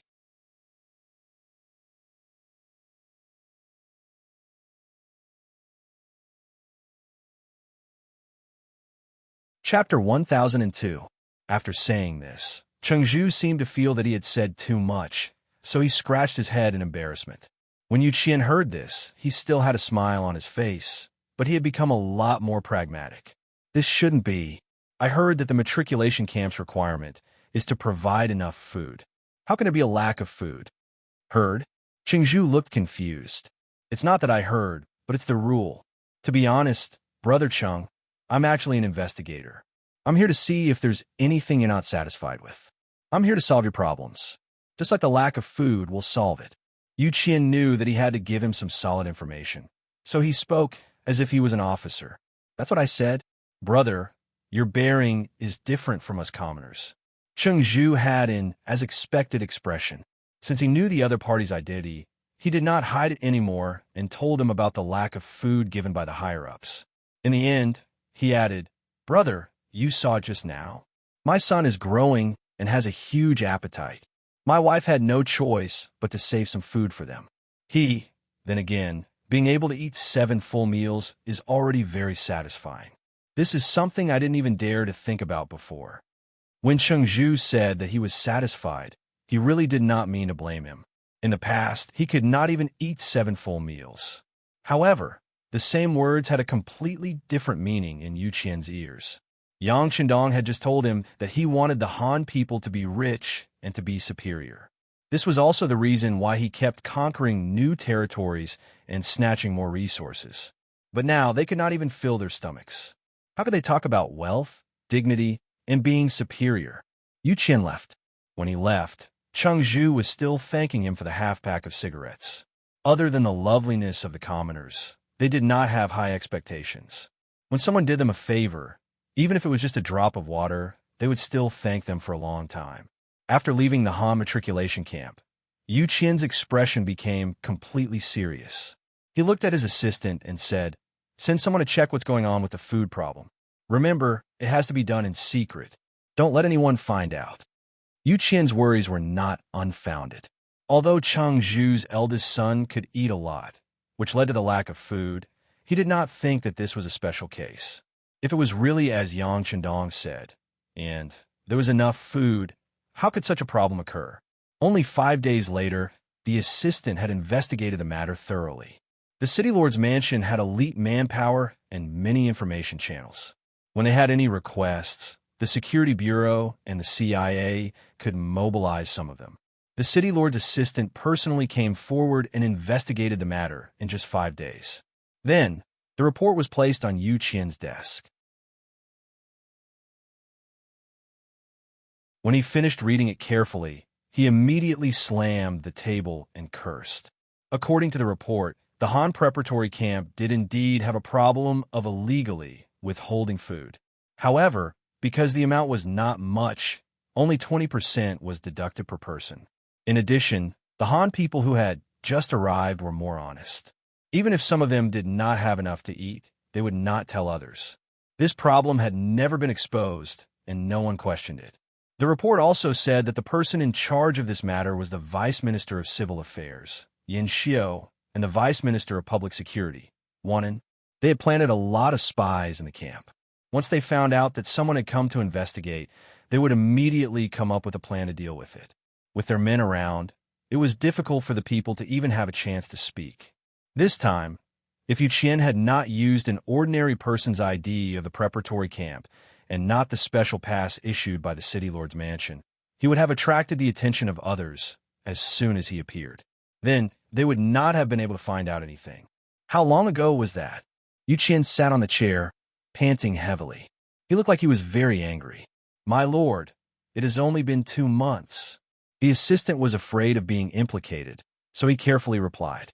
Hearing that it had only been 2 months, Yu Qian breathed a sigh of relief. Fortunately, this proved that the Han people who had left the matriculation camp before had not been exploited like this. Otherwise, once those people had left and been assigned to different areas, it would have been difficult to make up for it. However, even if it had only been 2 months, Yu Qian could not tolerate the existence of this matter. Although it involved the 2 vice ministers, he still had no intention of backing down or lifting a finger. Since Yang Qindong trusted him so much and gave him the authority of Resin City, he must take his salary and do a good job. Otherwise, he would feel sorry for himself. How about this? Send this document to Bugnam of Gojoseon in the palace. At the same time, report to Bugnam of Gojoseon that I'm going to deal with the 2 vice ministers. Reporting to Bugnam of Gojoseon instead of reporting to Yu Qian for approval meant that Yu Qian had made a decision to deal with the 2 senior cadres properly instead of just reporting the conflict to Bugnam of Gojoseon. Yu Qian was holding back his anger and wanted to properly deal with these 2 vice chiefs. Although these 2 were promoted to their current positions, and he had also raised his hand to agree, this did not prevent him from punishing these people for their crimes. Since there was a problem, he had to deal with it. Only in this way could he clean up the mess. Otherwise, if a cadre made a mistake, he would not be able to intimidate others. He had already decided to denounce the cadre, and was even prepared to remove him from his post and investigate him. However, what Yu Qian did not expect was that just 3 days later, there was a sudden movement in the palace. A large number of Long Wei were sent out. They bypassed the Ministry of Supervision, the Ministry of Anti-Corruption, and even arrested Vice Minister Yan Xiu of the Ministry of Civil Affairs and Vice Minister, one of the Ministry of Public Security. Not only that, the head of the Ministry of Civil Affairs, Minister Zhou Hua, was also taken away from his office that afternoon. It was said that Minister Zhou was being wronged when he was taken away. When Yu Qian sent people to investigate, they did not find any problems with Zhou Hua. Yu Qian was very satisfied with this person who was recommended by him. However, he did not understand why this person was implicated. Could it be the responsibility of a leader? But if that was the case, why was Minister Long Tainan of the Ministry of Public Security not arrested? Within a day, a minister and 2 vice ministers were taken away from their offices. It was even done by Long Wei. This inevitably caused a lot of discussion among the subordinates. Many of the leaders were anxious and felt that they were in danger. Fortunately, Yang Shindong's actions were always clean and efficient. On the 2nd day of the incident, the Lord of Chisun City, Yu Qian, the Minister of Supervision, Shen Yu, the Minister of Anti-Corruption, Wu Qian, the Minister of Public Security, Long Tainan, and the Vice Minister of Logistics, Yin Xingbo, were called to the palace. This was obviously to give an explanation for the arrest of Zhou Hua and the other 2. These high-ranking officials all rushed to the palace nervously. Everyone was extremely nervous. For example, the Lord of the city, Yu Qian, was recommended by Minister Zhou Hua. He was guilty of using people inappropriately. Shen Yu and Wu Qian were the 2 leaders in charge of the cadre issue. Naturally, they were guilty of incompetence. Minister Long Tainan was the direct leader of Wanin, but the last one was Yin Xingbo. He was only the Vice Minister of Logistics and was only responsible for distributing food. He only had a working relationship with Yan Xiu and the others. Could it be that he also made a mistake? For a moment, everyone looked at Yin Xingbo with a strange look. Even he himself was at a loss. He was very sure that he was not involved in this matter. He had no personal relationship with Yan Xiu and the others except for his work relationship. He really couldn't understand why the 6th young master called him here. With his rank, it seemed that it was not enough. No matter what thoughts they had in their hearts, in the end, everyone gathered in a courtyard of the palace. Long Wei's figure was everywhere in the vicinity. It was heavily guarded. In the courtyard, only Yang Qindong was sitting on a chair.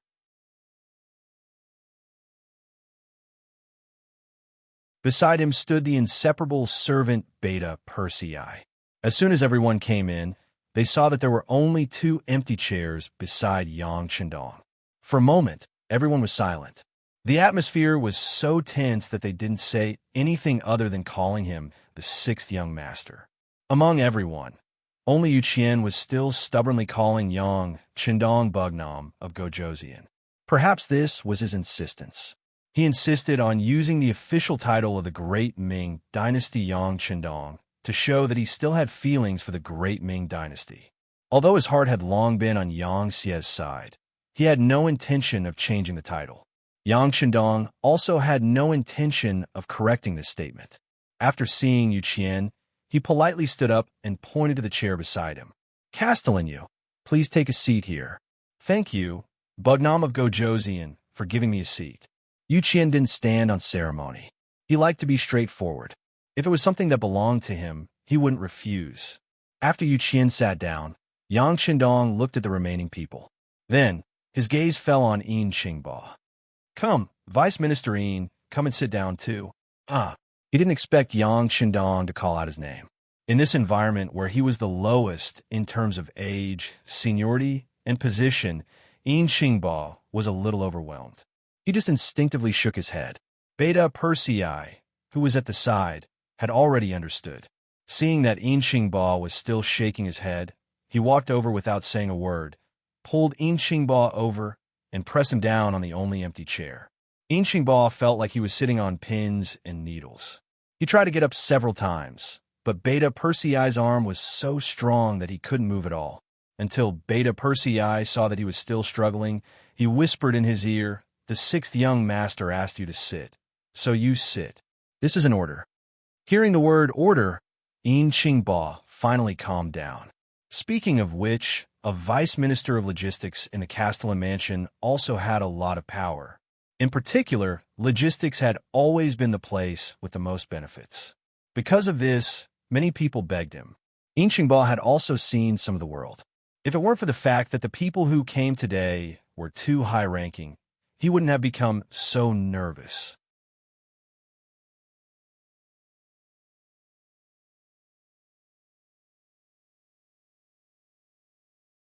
Chapter 1003. Yu Qian and Yin Qingba sat down, and the scene quickly became quiet. Yang Qindong, who was sitting in the center position, finally spoke. Today, I called everyone here to give you an explanation regarding Yin Xiu and the other two. At the same time, I also want everyone to give this king an explanation. Finally, they were talking about serious matters. The small courtyard was silent. Under Yang Qindong's signal, Beta Persei behind him took a stack of signed manuscripts and handed them to everyone. You could take a look. This is the testimony of Yin Xiu and Wanan. After interrogation, they confessed to embezzling the food from the Han People preparation camp. After investigation, the food that was embezzled from their hands was eventually transferred to the market. A total of 28,000 taels of silver was ultimately split between the two of them.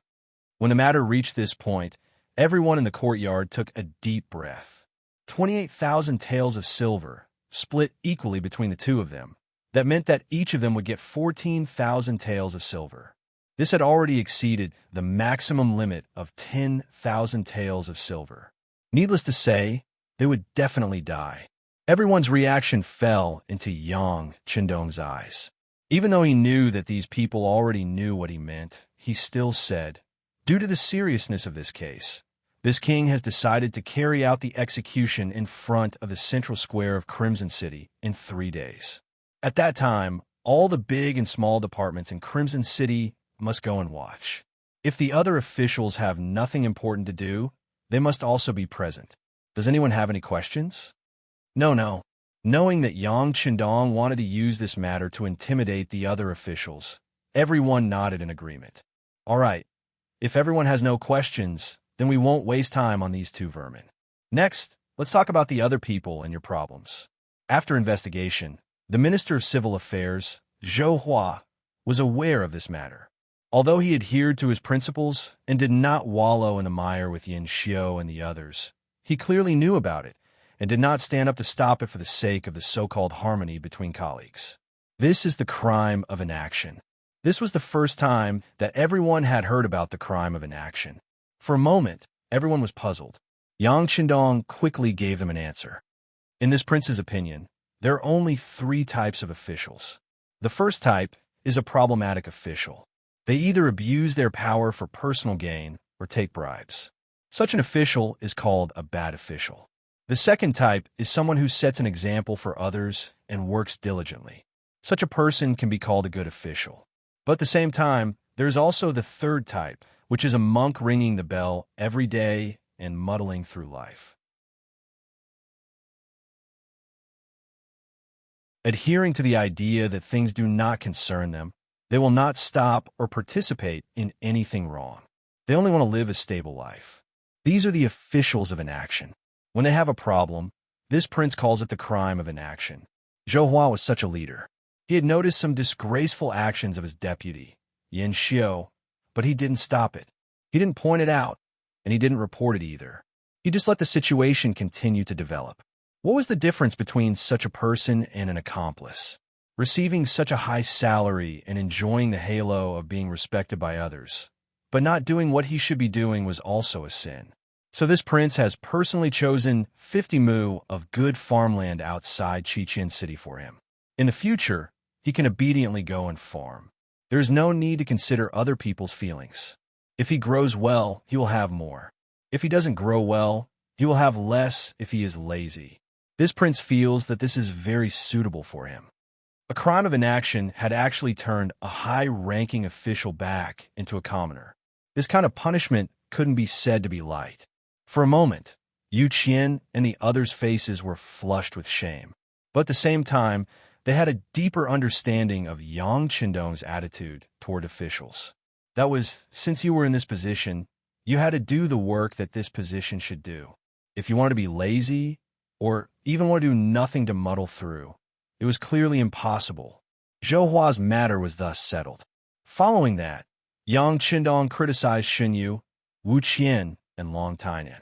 The first two were in charge of the self-discipline of officials, but they didn't notice the corrupt official in front of them. This was a dereliction of duty and negligence. For this, they were fined 2 months of salary. Long Tainan, as the direct leader of Wanin, was also guilty of negligence and was fined 3 months of salary. After making these decisions, Yang Qindong looked at the three and asked, "How is it? Do you have any objections to this kind of punishment?" "No," the three said in unison. Although they were indeed somewhat wronged. After all, there were so many officials in Yangtze. Especially when there were several provinces that needed to be monitored, it was impossible for them to take care of everything. However, even Zhou Hua had been stripped of his official robes because of his crime of inaction and had become an ordinary farmer. So what if they were fined a few months of their salary? The three didn't have any objections. Yang Qindong looked at Yu Qian and said, "This matter, City Lord Yu has both merits and faults. Because of your merits, this king has arranged a chair for you. After all, without you, this matter wouldn't have been exposed so quickly. But at the same time, the person who recommended Zhou Hua was you. You are obviously guilty of negligence, so this king will punish you with half a year of salary."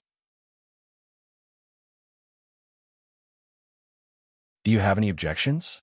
Yu Qian had already stood up. He was always righteous, but at this moment, there was a trace of sweat on his forehead. This minister has no objections. Bugnam of Gojoseon did the right thing. Good. The punishment has been given. As a person who has done a meritorious service, you should continue to sit down. Yang Qindong's voice was full of concern as he said, there was no other way. At the beginning, he had set a rule. If there was a problem with the person who recommended the person who recommended the person would be jointly responsible. Seriously speaking, only penalizing Yu Qian with half a year of salary was the lightest punishment.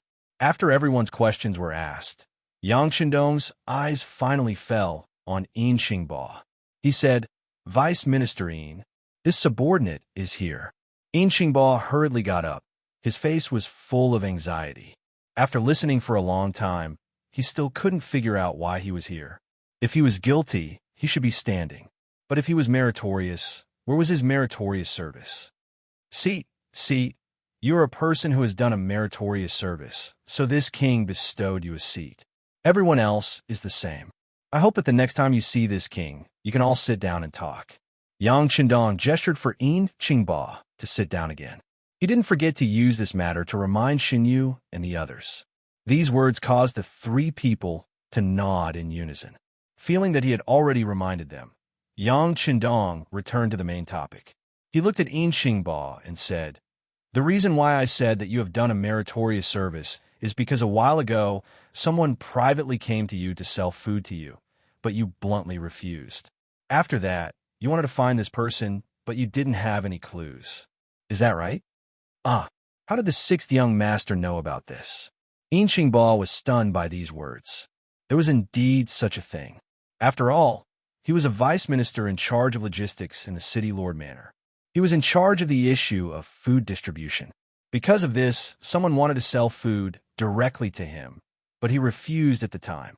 After that, the more he thought about it, the more he felt that something was wrong. He thought that this matter must involve something, so he wanted to find the person who came to him to find out the truth. But with his power, it was difficult to find that person. He also suffered from no evidence to prove the existence of this matter. He also had no way to report to the Ministry of Supervision and the Ministry of Anti-Corruption. In the end, he could only not find out. But he really couldn't understand how Yang Qindong knew about this matter. Facing the confused Yin Xingbo, Yang Qindong quickly gave him an answer. You don't have to think too much about it. The person who came to you was sent by Wan and a vice minister of the Ministry of Public Security. He didn't want to expose himself, so there weren't many people who could find out about him. This explanation made Yin Xingbo immediately understand what happened that day. He immediately said with an ashamed expression, "Sixth young master, this subordinate is also responsible for this matter. If it wasn't for the lack of evidence and the fact that I couldn't report to the relevant departments, I would have done so long ago. Perhaps the matter at the Han People Preparation Camp wouldn't have been delayed until now. No, this isn't your fault. You used your actions to prevent worse things from happening. I'm afraid you don't know. Originally, Yin Xiao and Wan were prepared to keep more food, but because they couldn't find a suitable place to sell it, they could only sell it in small quantities in the city. That's why they only kept 20%. From this, it can be seen that you're already a person of merit. This king also sent people to investigate. When you were the vice minister of logistics in the city lord manor, you did everything by yourself and were a righteous person. Yes, as a reward, you could be the minister of the Ministry of Civil Affairs. Directly promoting a vice minister of logistics in the city lord manor to a minister was not as simple as being promoted by 3 ranks. This decision also stunned everyone. This was because everyone knew that there were 3 vice ministers in the Ministry of Civil Affairs who were quite capable. They were also righteous in their work. Logically speaking, they should have been strong candidates for the minister position. Now that a vice minister of logistics in the city lord manor was suddenly demoted to the position of minister, wasn't this a blow to their morale? As if he saw through everyone's thoughts, Yang Qindong said, "A single matter in the Ministry of Civil Affairs caused problems to the minister and vice minister. As their colleagues, the other vice ministers are also responsible for their negligence. Not promoting them is a punishment for them. If anyone has any objections, they can come directly to this king. This king is willing to have a good talk with them." When he said this, he expressed his dissatisfaction, but at the same time, he also had the intention of conjugation. Conjugation was most famous in the Qin dynasty. It was first introduced by the famous reformer Shangyang. It meant that several households were conjugated. If one person had a problem, everyone would be guilty. This kind of policy had its advantages and disadvantages. The advantage was that when something happened, everyone could think of the role of supervising each other. The disadvantage was that it often involved the innocent, and in the end, it forced the elderly to become the bad guys.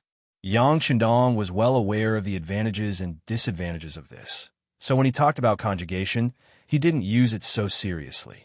He didn't punish or promote so that it wouldn't make people panic. You're tuning in to the Romance Rendezvous YouTube channel. We're so grateful for your support, and don't forget to subscribe to join us on this incredible journey through captivating stories. Your generosity through donations truly makes a world of difference, as it's the primary source of revenue that allows me to expand and enhance this channel for you. Thank you from the bottom of my heart for being a part of this adventure.